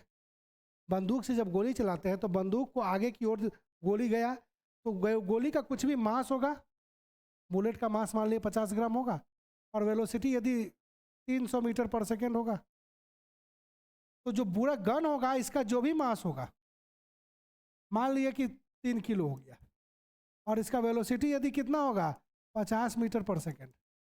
ठीक है, तो ये दोनों का गुणनफल क्या होना चाहिए, बराबर होना चाहिए। दोनों का गुणनफल क्या हो जाना चाहिए, इक्वल हो जाना चाहिए। मतलब 50 गुने 300 बराबर होना चाहिए 50 गुने, इसको x कर दो, x का वैल्यू निकल के बराबर हो जाना चाहिए। तभी ये कंजर्वेशन ऑफ लीनियर मोमेंटम को फॉलो करेगा। दोनों का गुणनफल, मास और वेलोसिटी का गुणनफल, ऑलवेज याद रखेंगे। मास और वेलोसिटी का गुणनफल जो पहले होगा वही बाद में भी होगा। आपको इस 4 गो में से 3 गो चीज हमेशा दिया रहता है, एक वो चीज गायब रहेगा। 4 गो में से 3 चीज दिया हुआ रहेगा, एक चीज गायब रहेगा, वो एक चीज निकल जाएगा। m1v1 is equal to m2v2 करके। एयरफोर्स का जो लोग क्वेश्चन बना रहे होंगे वो लोग देख रहे होंगे ये क्वेश्चन, हर सेट में लगभग वो रहता है। हाँ, नहीं तो बनाइएगा तो उसमें हर सेट में लगभग वो क्वेश्चन मिलेगा इससे, ठीक है। और स्थितियों से भागना बहुत आसान होता है। कब तक भागिएगा, कब तक भागिएगा भैया? एनडीए छोड़ करके एयरफोर्स एक्स ग्रुप, उसको छोड़ के वाई ग्रुप, उसके बाद एसएससी जीडी का भी नंबर आता है, फिर उम्र खत्म हो जाएगा उस सब का, फिर रेलवे ग्रुप डी, हाँ, फिर टीसी सीसी, उसके बाद ग्रेजुएशन हो जाएगा, तो फिर एएसएम गुड्स गार्ड। उसके बाद एक सपना रहेगा ग्रेजुएशन करते करते कि हम यूपीएससी करेंगे। जैसे जैसे उम्र बढ़ेगा वैसे वैसे औकात समझ में आने लगेगा, तो फिर कहेंगे कुछो निकल जाए, चपरासियों निकल जाए तो बहुत अच्छा है। मतलब कब तक भागिएगा? भागने का तो जिंदगी, आप लोग कितना साल तक एग्जाम दे सकते हैं पता है? जनरल जो लोग होंगे वो 40 बरस तक एग्जाम दे सकते हैं, 40 साल तक। टीचर का एग्जाम 40 साल तक, हाँ। उसके बाद मतलब दे सकते हैं, हम बोले 10 बरस की नौकरी करेगा मरिए जाएगा। उसके बाद उसमें भी चपरासी का 45 साल उम्र है, ठीक है। यूनिवर्सिटी के चपरासी का 45 साल उम्र है, तो वो भी नौकरी, तो मतलब 40 साल तक तुम एग्जाम दे सकता है।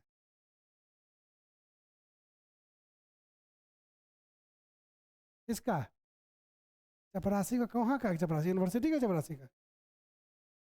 हाँ, अप्रोक्स, हाँ, मिलता है पैसा, अच्छा खासा पैसा मिलता है। हाँ, बाकी ऊपर से तो अलग है।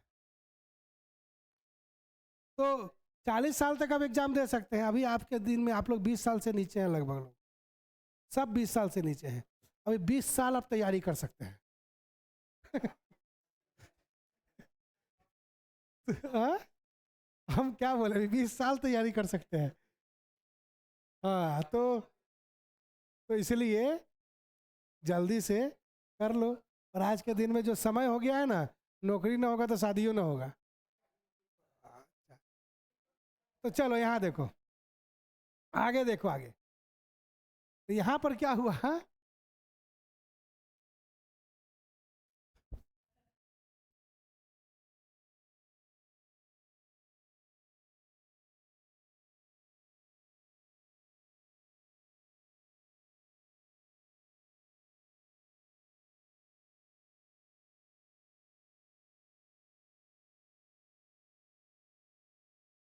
चलो लिखो आगे। हेलो। तो कंजर्वेशन ऑफ लीनियर मोमेंटम में हम लोग देख रहे थे कि P is equal to M1 V1 is equal to M2 V2। अब जब रॉकेट के केस में हम लोग देख रहे थे, पहले भी हम बताए थे कि रॉकेट के केस में जब देख रहे हैं हम लोग, ये रॉकेट है, यहाँ पर जब वो नीचे होता है तो वहाँ फ्यूल बहुत ज़्यादा होता है। फ्यूल बहुत ज़्यादा होगा तो मास ज़्यादा होगा और वेलोसिटी कम होगा। तो मास क्या होगा इसमें? बहुत ज़्यादा होगा, वेलोसिटी बहुत कम होगा। जीरो नहीं लेते हैं, जीरो लेंगे तो सारा टर्म जीरो हो जाएगा। और ऊपर जब जाएगा तो मास क्या हो जाएगा? कम हो जाएगा, और वेलोसिटी क्या होगा? बहुत ज़्यादा हो जाएगा। तो इसको यदि M1 मानते हैं, V1 मानते हैं, इसको M2 मानते हैं, V2 मानते हैं, तो M1 V1 is equal to M2 V2 होगा। इसी को कहते हैं कंजर्वेशन ऑफ लीनियर मोमेंटम। क्या कहते हैं? Conservation of linear momentum. कोई आपत्ति? किसी को कोई आपत्ति है तो बताइए।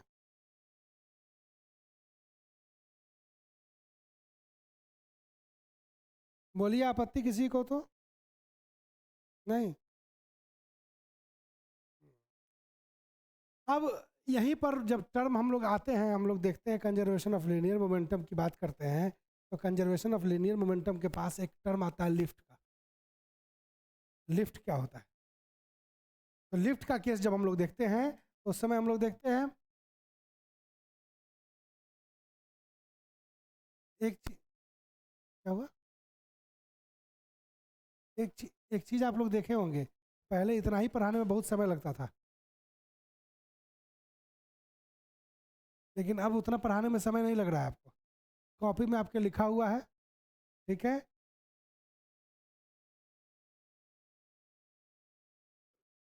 लिख पा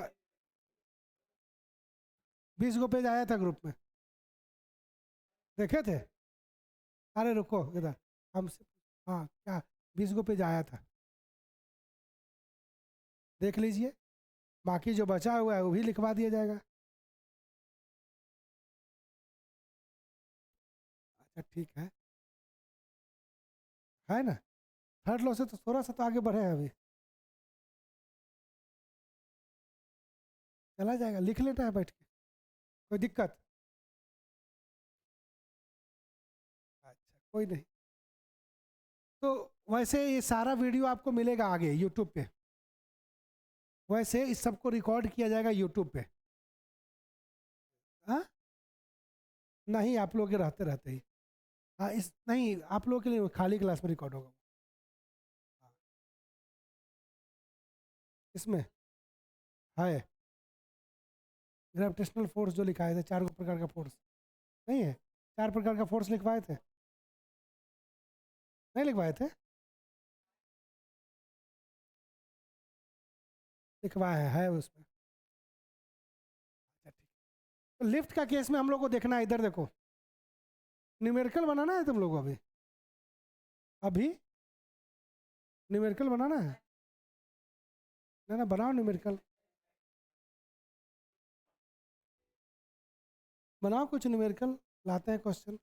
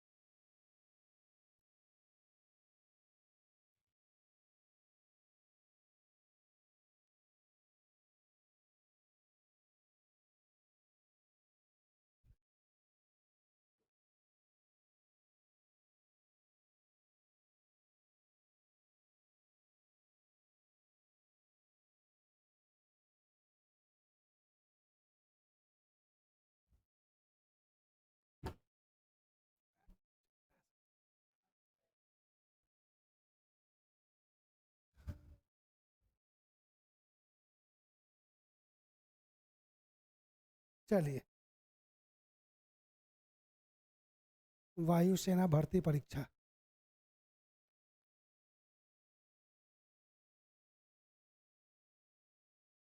हम्म?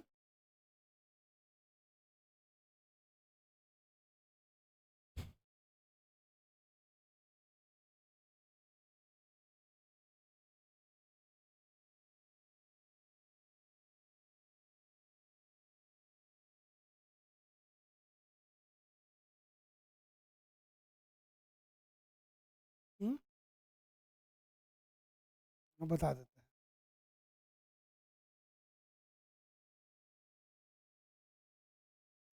लिखो लिफ्ट लिखो, देखो लिफ्ट में ध्यान देने वाली बात है कि होता क्या है लिफ्ट, तो लिफ्ट एक ऐसा अरेंजमेंट है जिसमें क्या होगा कि एक ऑब्जेक्ट है जो मास है m का, ये क्या करेगा, ऊपर जाएगा और फिर नीचे आएगा। जब ऊपर की ओर जाता है तो एक्सेलरेशन इसका पॉजिटिव होता है, और जब नीचे की ओर आता है तो एक्सेलरेशन इसका निगेटिव होता है, ठीक है। अब हम लोगों को इसी के आधार पर एक W बराबर mg का फार्मूला आता है, W is equal to mg, ये फार्मूला वेट के लिए होता है, बताए थे आप लोग कि पृथ्वी पर होगा तो कितना होगा, चंद्रमा पर होगा तो कितना होगा, पृथ्वी पर होगा तो चंद्रमा पर जाएगा तो कितना हो जाएगा, चंद्रमा पर से पृथ्वी पर आएगा तो क्या हो जाएगा, ये सारी चीज़ें बताएगा। तो W is equal to M G का जब केस हम लोग देखते हैं तो W is equal to M G में देखना ये होगा, ये वेट है भार, ये आ गया मास, और ये हो गया acceleration due to gravity.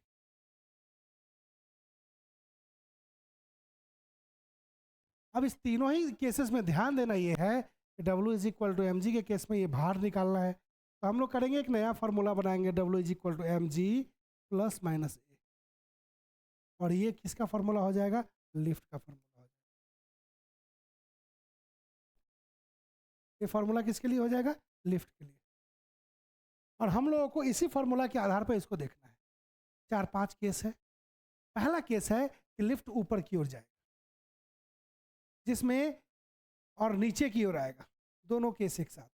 Lift ऊपर भी जाएगा नीचे भी जाएगा, travelling same distance in travelling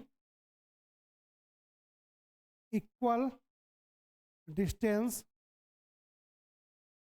in equal interval of time, interval of time, travelling equal distance in equal interval of time. और इस केस में क्या होगा, एक्सेलरेशन इज इक्वल टू हो जाएगा 0। समान समय में समान दूरी तय करेगा तो त्वरण कितना हो जाता है, 0। और हम लोग लिख सकते हैं फिर क्या, W is equal to M G plus minus 0, तो W is equal to M G हो जाएगा।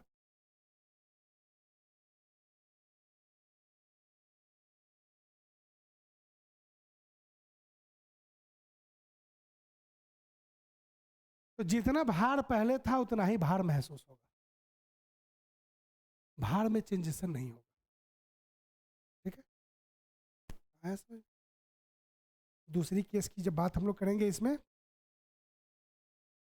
तो लिफ्ट जो है वो ऊपर की ओर जाएगा पॉजिटिव ए एक्सेलरेशन के साथ, कुछ ना कुछ त्वरण करते हुए जाएगा। तो उस केस में क्या होगा, W is equal to M G plus a हो जाएगा। W is equal to M G plus a हो जाएगा। और W is equal to M G plus a निकालने के लिए हम लोग क्या करेंगे, कुछ ना कुछ भार तो बढ़ गया, तो ऊपर जाते हैं जब लिफ्ट में तो भार बढ़ा हुआ महसूस होता है, भार क्या होगा, बढ़ा हुआ महसूस होगा। और जब नीचे आते हैं तो क्या होगा, निगेटिव होगा एक्सेलरेशन, तो W is equal to M g minus a होगा, तो एक्सेलरेशन घटा हुआ महसूस होगा, तो भार घटा हुआ महसूस होगा। ठीक है। तीसरी केस की जब बात करते हैं, 1 2 3 केस हो गया, चौथा केस करेंगे when the rope of the lift break, जब रस्सी टूट गया तब हम लोग क्या करेंगे, W is equal to M A बराबर जी हो जाएगा, एम जी माइनस जी हो जाएगा, तो W is equal to M into W is equal to 0 हो जाएगा। भार खत्म। ये मुख्य रूप से 4-5 केस हम लोगों को देखना है। एक और केस होता है कि जब लिफ्ट को नीचे की तरफ प्रेशर दिया जाए, वो बहुत ज़्यादा एक्सेलरेशन हो जाए नीचे की ओर, ऊपर की ओर एक्सेलरेशन कम हो जाए, उस समय क्या होगा, तो उस समय निगेटिव एक्सेलरेशन होता है, और जो इंसान होगा लिफ्ट में उसका सर जो है वो छत से जाके टकरा जाएगा। इसीलिए जब ऐसी स्थिति होती है तो सर के ऊपर में कुछ ना कुछ रख लिया जाता है, सर के, हाँ, आपका सर ऊपर जाएगा टकराने, हाँ, आपका सर जब ऊपर टकराने जाएगा तो वो तो होगा नहीं, तो इसलिए बचना इम्पॉसिबल है। इसलिए लोग क्या करते हैं कि सर को नीचे की ओर रखते हैं और कोशिश करते हैं कि टकराए ना। ठीक, तो ये हो गया, ये लिफ्ट का केस हो गया। ठीक,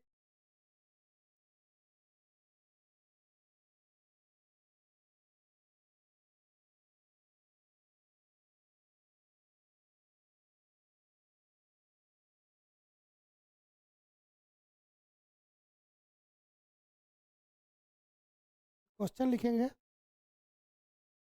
a 75 kg man, a 75 kg man stands in a lift, a 75 kg man, a 75 kg man stands in a lift. What force does, what force does the floor exert, what force does the floor exert on him when the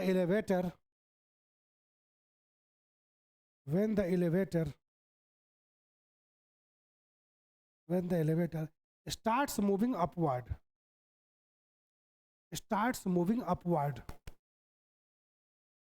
when the elevator starts moving upward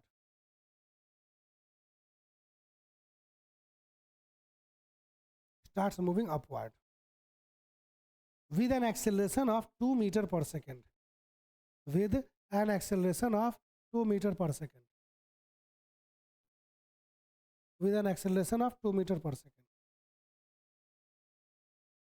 take g is equal to 10 meter per second square 10 meter per second square वहाँ पर second square take g is equal to 10 meter per second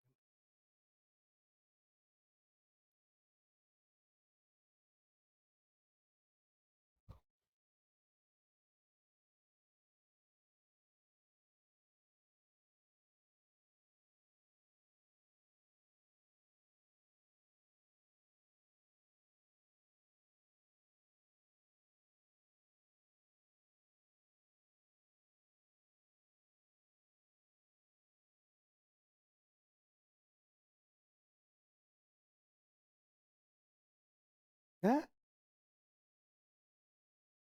कितना बोला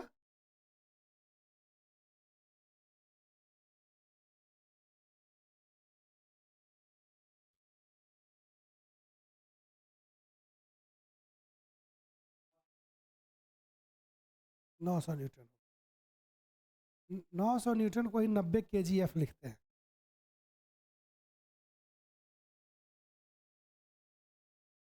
देते हैं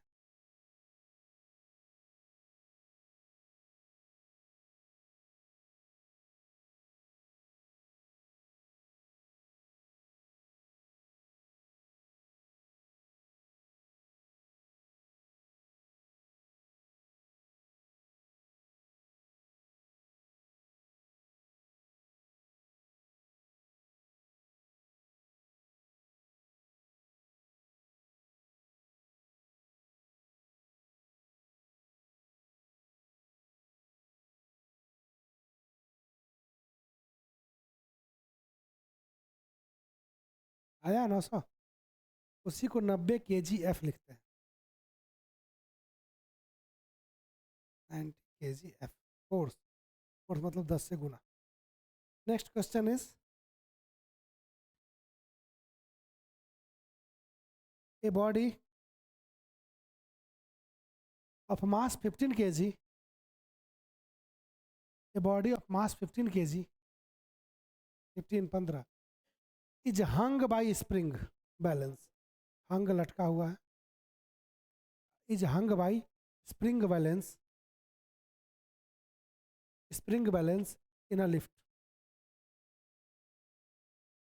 is hung by spring balance in a lift what would be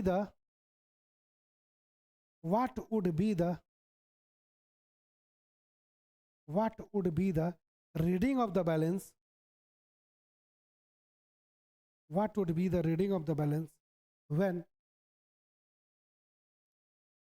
what would be the reading of the balance when पहला question the lift is ascending with an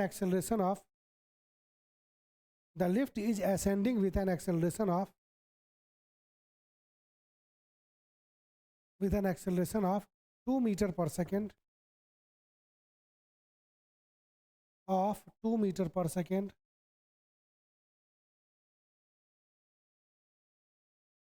per second square sorry दूसरा descending with the same acceleration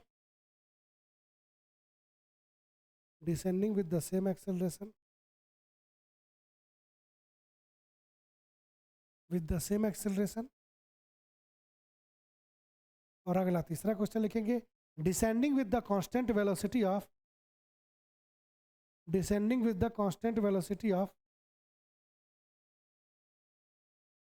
with the constant velocity of 2 2 metre पर second, 2 metre पर second, take जी बराबर 10 metre पर second square, 10 metre पर second square.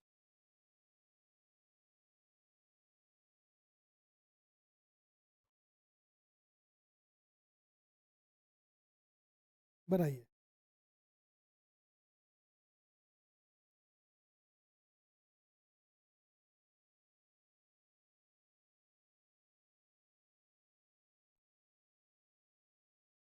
क्या ascending में कितना? हाँ 120।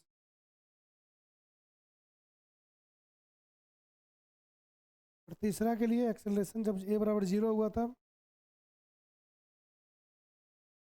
आर बराबर एम जी हो जाएगा, बराबर 15 किलोग्राम एफ 150।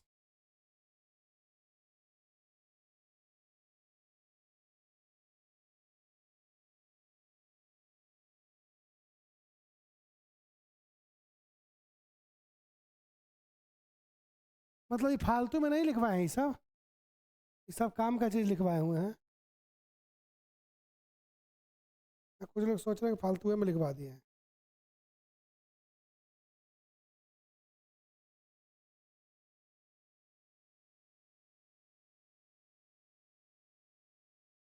हेलो।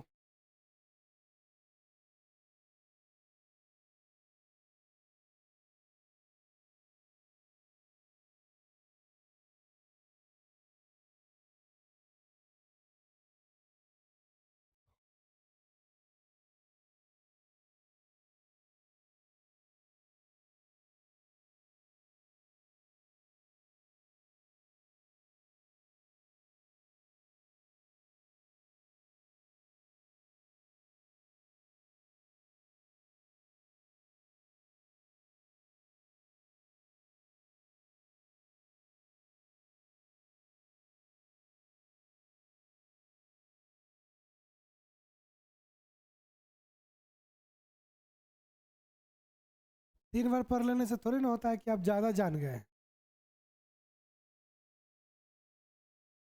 क्या अभी तक प्रॉपर इसका मतलब नहीं समझ में आ रहा है?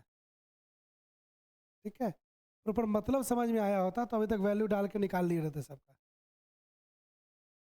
ए का कितना आया पहले का? ठीक है, दूसरे का, तीसरे का 150 हो गया।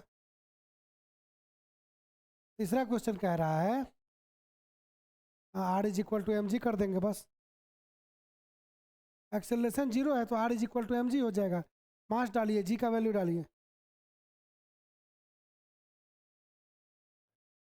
तुम लोगों को मोशन में लाने के लिए कुछ बोलना पड़ता है हमको।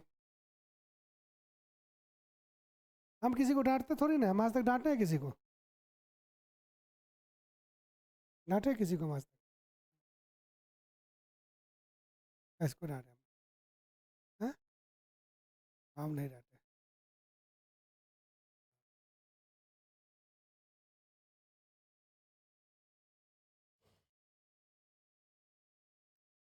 अगला question, a string of parachute, a string of a parachute, P-A-R-A-C-H-U-T-E, parachute, can bear a maximum tension of, can bear a maximum tension of, can bear a maximum tension of 72 kg weight. Tension of 72 kg weight. By what maximum acceleration? By what maximum acceleration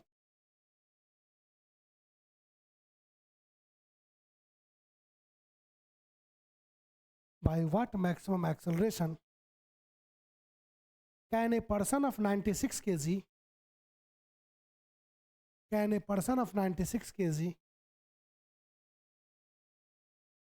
can a person of 96 kg descend by a means of, by means of descend by means of descend by means of this parachute. Descent by means of this parachute.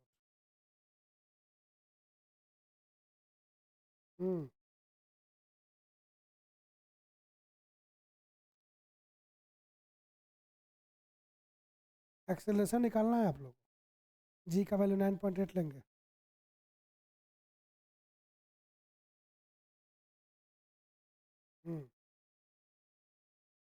जी बराबर 9.8 लेंगे।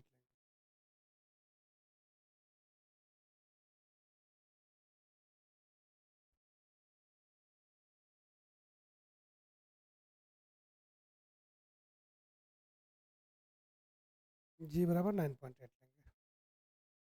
Hello, बताइए कितना हुआ।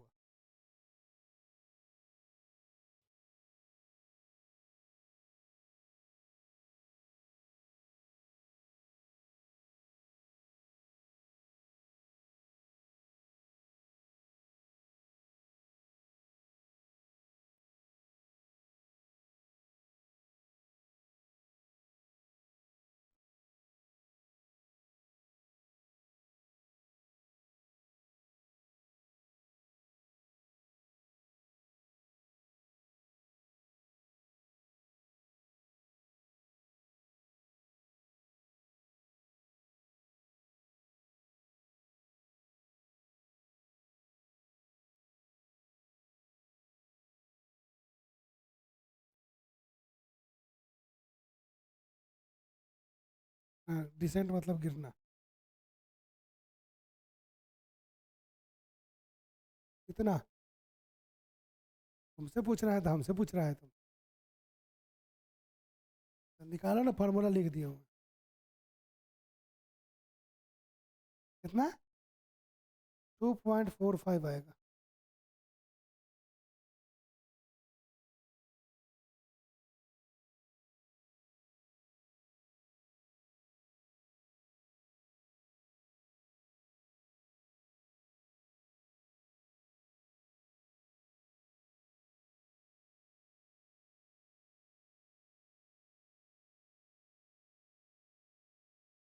Tension कितना होगा? 72 × 9.8 बराबर M का मान कितना है? 96। अच्छा ठीक है, तो 96 × 9.8 -A निकालिए कितना होगा। हाँ, W = mg निकालेंगे।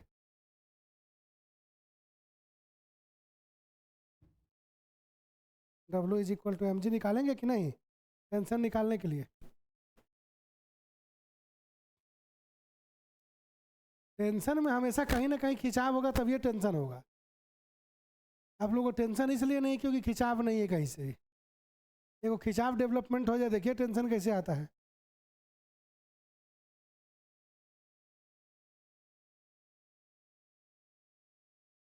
गूगल कर रहा है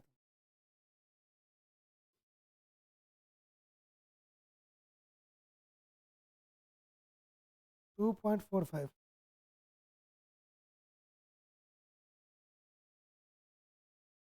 2.45 मीटर पर सेकंड।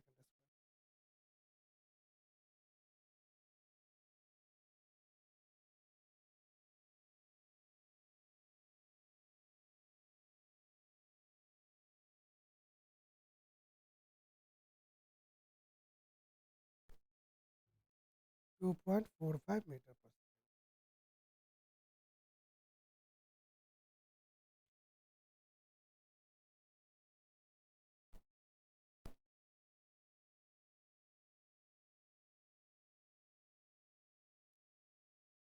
कितना आया?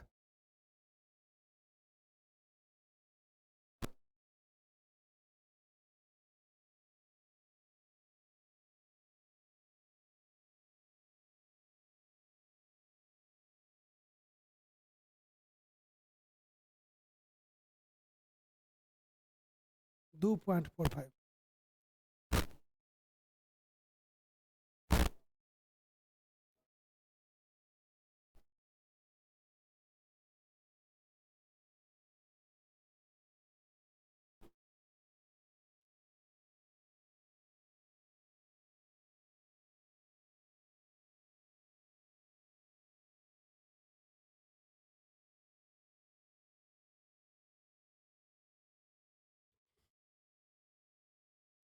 है ना।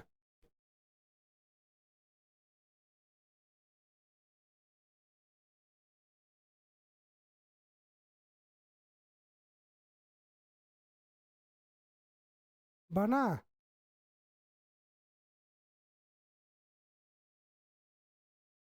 अब देख के सोच के देखिए, एक वही मान लिए क्वेश्चन दे दिया, कितना आसान क्वेश्चन है, आपका एयरफोर्स के एग्जाम में कितना समय जाएगा? 2-3 मिनट तो चलिए जाएगा, कितना स्पीड कैलकुलेशन रहेगा तो। आप इसमें क्या ट्रिक लगाएगा? तो गुना करने का प्रैक्टिस करो। जनरल मैथ पढ़िए रहा है तुम लोग, गुना करने का प्रैक्टिस करो। बहुत सारे लोग इसमें पढ़ रहे हैं।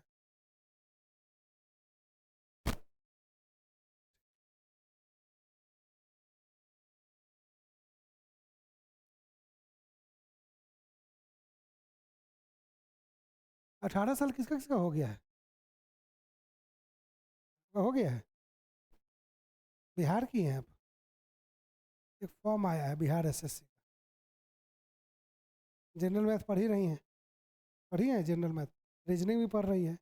रीजनिंग 50 क्वेश्चन, मैथ 25 क्वेश्चन, और 75 नंबर का जीके जीएस, 25 नंबर का साइंस, और 50 नंबर का जीके। हाँ, फॉर्म भरा रहा है। नहीं, बिहार एसएससी। पंचायत सचिव यदि मिल जाए तो एयरफोर्स से ज़्यादा अच्छा नौकरी है। 18 कम से कम। बता, वो नहीं देखे हैं, देख लेना तुम लोग। बिहार एसएससी आया हुआ है, 11,000 पोस्ट है जी। और उसमें एक सर्टिफिकेट यदि आप लगा देते हैं, उसमें टाइपिंग और प्लस यदि कंप्यूटर का एडीसीए लगा देते हैं, तब सब 11,000 पोस्ट पर आप भर सकते हैं। नहीं, यदि ये दोनों नहीं लगाते हैं, सिर्फ कंप्यूटर का सर्टिफिकेट लगाते हैं, तो आप सिर्फ 3,000 पोस्ट पर भर सकते हैं। और वही 3,000 सबसे महंगा पोस्ट है। क्लर्क है। फैक्ट, बिहार एसएससी में पंचायत सचिव होता है, जो तुम्हारे आवासीय पर साइन करता है ना, वो पंचायत सचिव है। हाँ, वो बहुत कमाऊ पोस्ट है। दिन भर में यदि पंचायत सचिव हो गए ना, तो किस्मत भी खराब होगा तो 10,000 रुपये रोज। रोज 10,000। पैसे है, सैलरी तो अलग है। हाँ, जितना रजिस्ट्री होगा, हर रजिस्ट्री पर तुमको 2,000 रुपये हंस के दे के जाएगा। हर रजिस्ट्री पर 2,000 तो हंस के तुमको दे के जाएगा कि सर रखना लो। ऐसा पोस्ट है वो।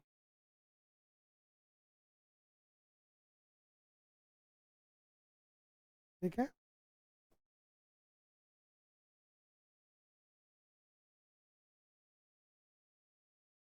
General math 25 number, reasoning 50 number, 75 हो गया। और 75 में जीके जीएस, 150 नंबर में 120 नंबर कट ऑफ जाएगा। 50 रीजनिंग, 25 मैथ, जनरल मैथ। और उसके बाद 50 नंबर रहेगा जीके करंट अफेयर्स, और 25 number science. Total 150 number. 150 question में 120 कम क्वेश्चन सही कीजिएगा, तब कट ऑफ में आइएगा, नहीं तो कट ऑफ से बाहर। 15 8 120, 80%।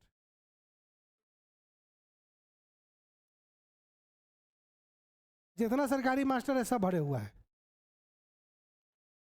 हम काहे भरेंगे, हम लोग ना भरते हैं। क्या? पेपर होगा 3 महीने के बाद। हाँ, 2-3 महीने के बाद होगा इसका पेपर। ऑफलाइन होगा, ऑफलाइन पेपर होगा। 11 नवंबर तक फॉर्म भर सकते हैं, ये डेट है। उससे पहले कुछ सर्टिफिकेट निकलवाना होगा आपको। टाइपिंग कंप्यूटर का, कंप्यूटर और टाइपिंग का सर्टिफिकेट बनवाना होगा। 700 1000 रुपये बनता है। हाँ, बनवा लेना है, सीधे जाना है, 2 दिन में दे देता है बना के। उसके बाद भर दीजिए। बाकी बाद में टाइपिंग के लिए तैयारी कर लीजिएगा। रिटर्न के समय तो कुछ करना नहीं है। देखिए कब तक के लिए डेट दे रहा है। ये हो गया। Next question. नेक्स्ट क्वेश्चन 18 अगस्त तक, 31 अगस्त तक आप छट गए। देख मतलब देख लीजिएगा कहाँ दिखा रहा है। कितना 31 अगस्त? 31 अगस्त तक जो 18 साल होगा वही भर सकता है। हाँ, बस आप हो गई। उधर होगा सब, जो पास वाले लोग हैं वो लोग होंगे। ननटेक वाले में कुछ लोग होंगे, सब टीचर लोग भर देगा उसको। अगला लिखेंगे, इसलिए कट ऑफ भाग जाता है। अगला क्वेश्चन देखेंगे, 70 kg man in sea, a 70 kg man in sea is being lifted by a helicopter. In sea, समुद्र में है, is being lifted by मतलब खींचा जा रहा है। तुम लोग अंग्रेजी पढ़ता है कि हम पढ़ते हैं?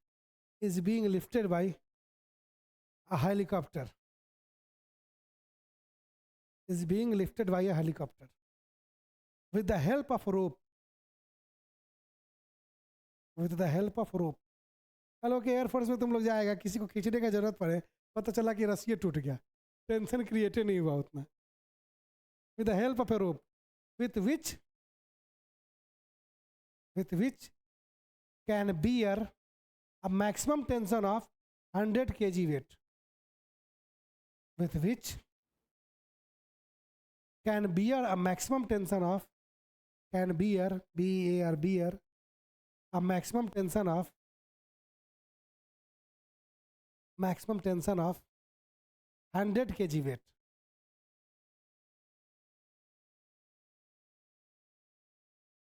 With what maximum acceleration, with what maximum acceleration the helicopter can rise, with what maximum acceleration the helicopter should rise, the helicopter should rise so that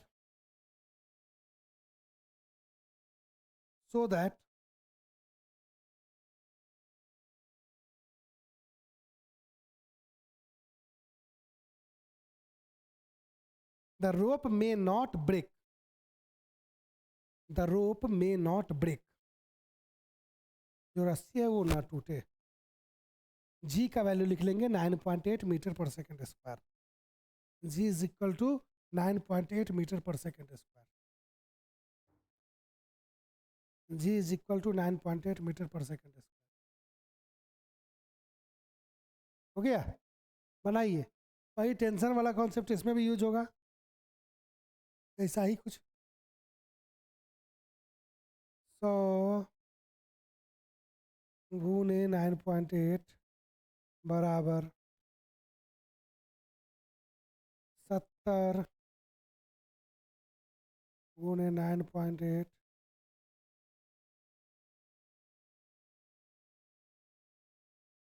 plus A plus ए, यहाँ माइनस नहीं होगा, यहाँ प्लस होगा। 4.2 metre per second square. वाह, बड़ी जल्दी मार दिया।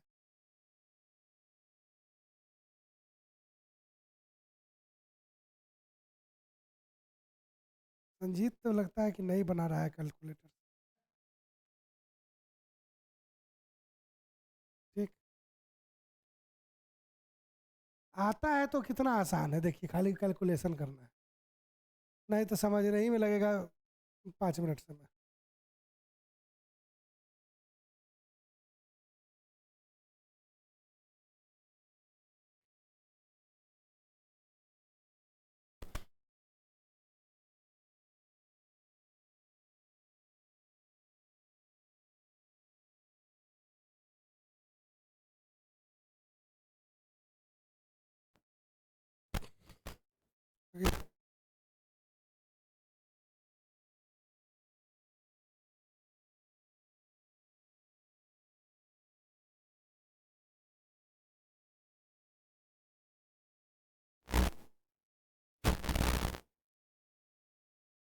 आ गया?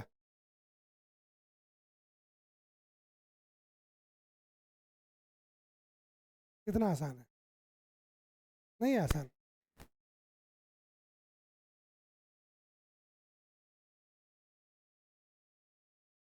क्या हुआ? नहीं आया? कहाँ आया? इसका भी नहीं आया? ये छोड़ दिए पीछे में? अच्छा,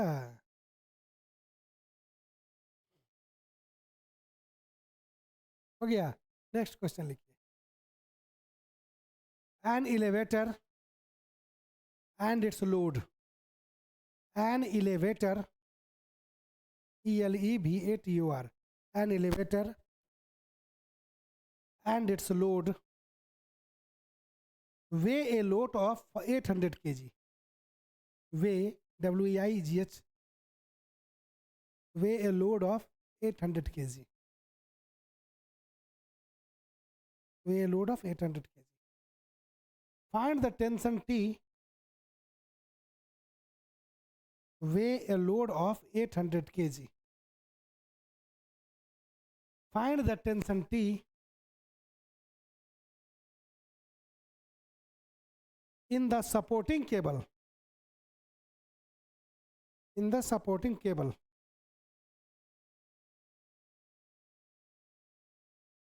In the supporting cable. In the supporting cable. When the elevator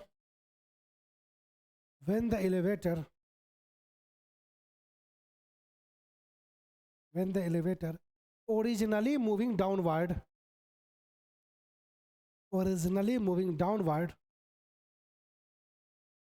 at 20 meter per second, पहले एक्सेलरेशन निकालना पड़ेगा आपको, at 20 meter per second is brought to rest with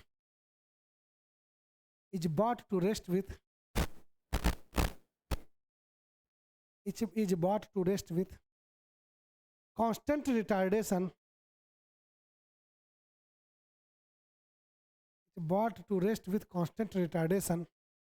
in a distance of 50 meter. In a distance of 50 meter. बनाइए पहले इसको।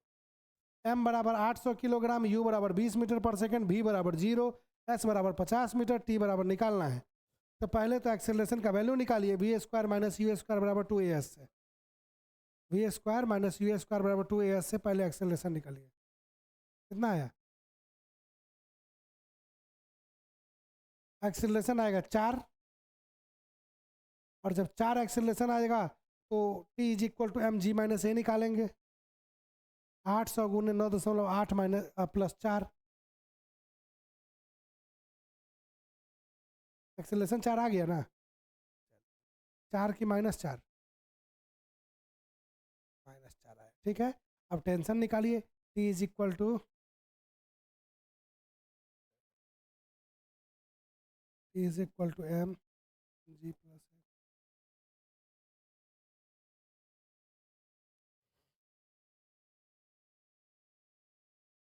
1.104 गुने 10 के power 4 Newton आएगा। 9.8 लेंगे।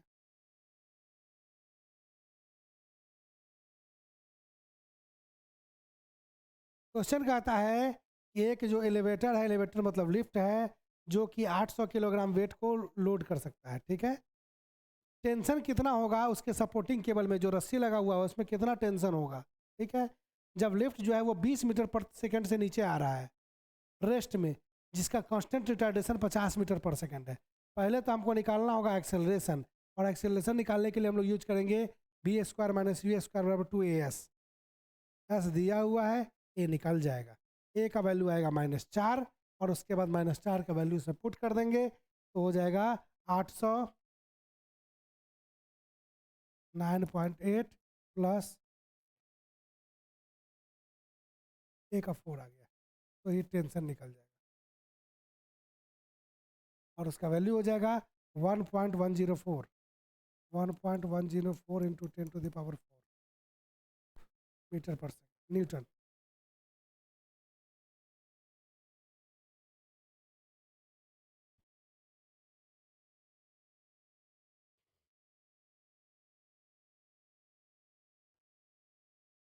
इसमें 50 है ना, 50 दिया था डिस्प्लेसमेंट, डिस्टेंस of 50 मीटर लिखा हुआ है ना, एस बराबर 50 था।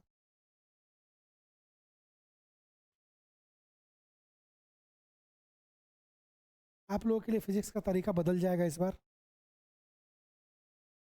आप लोग क्वेश्चन आंसर मेथड से आप लोग पढ़ेंगे इस बार। इतना थ्योरी पढ़ाने से कोई फायदा है नहीं, क्वेश्चन आंसर ज़्यादा से ज़्यादा पढ़िए। और न्यूमेरिकल थ्योरी क्वेश्चन आंसर पढ़ेंगे हम लोग, थ्योरेटिकल क्वेश्चन पढ़ेंगे,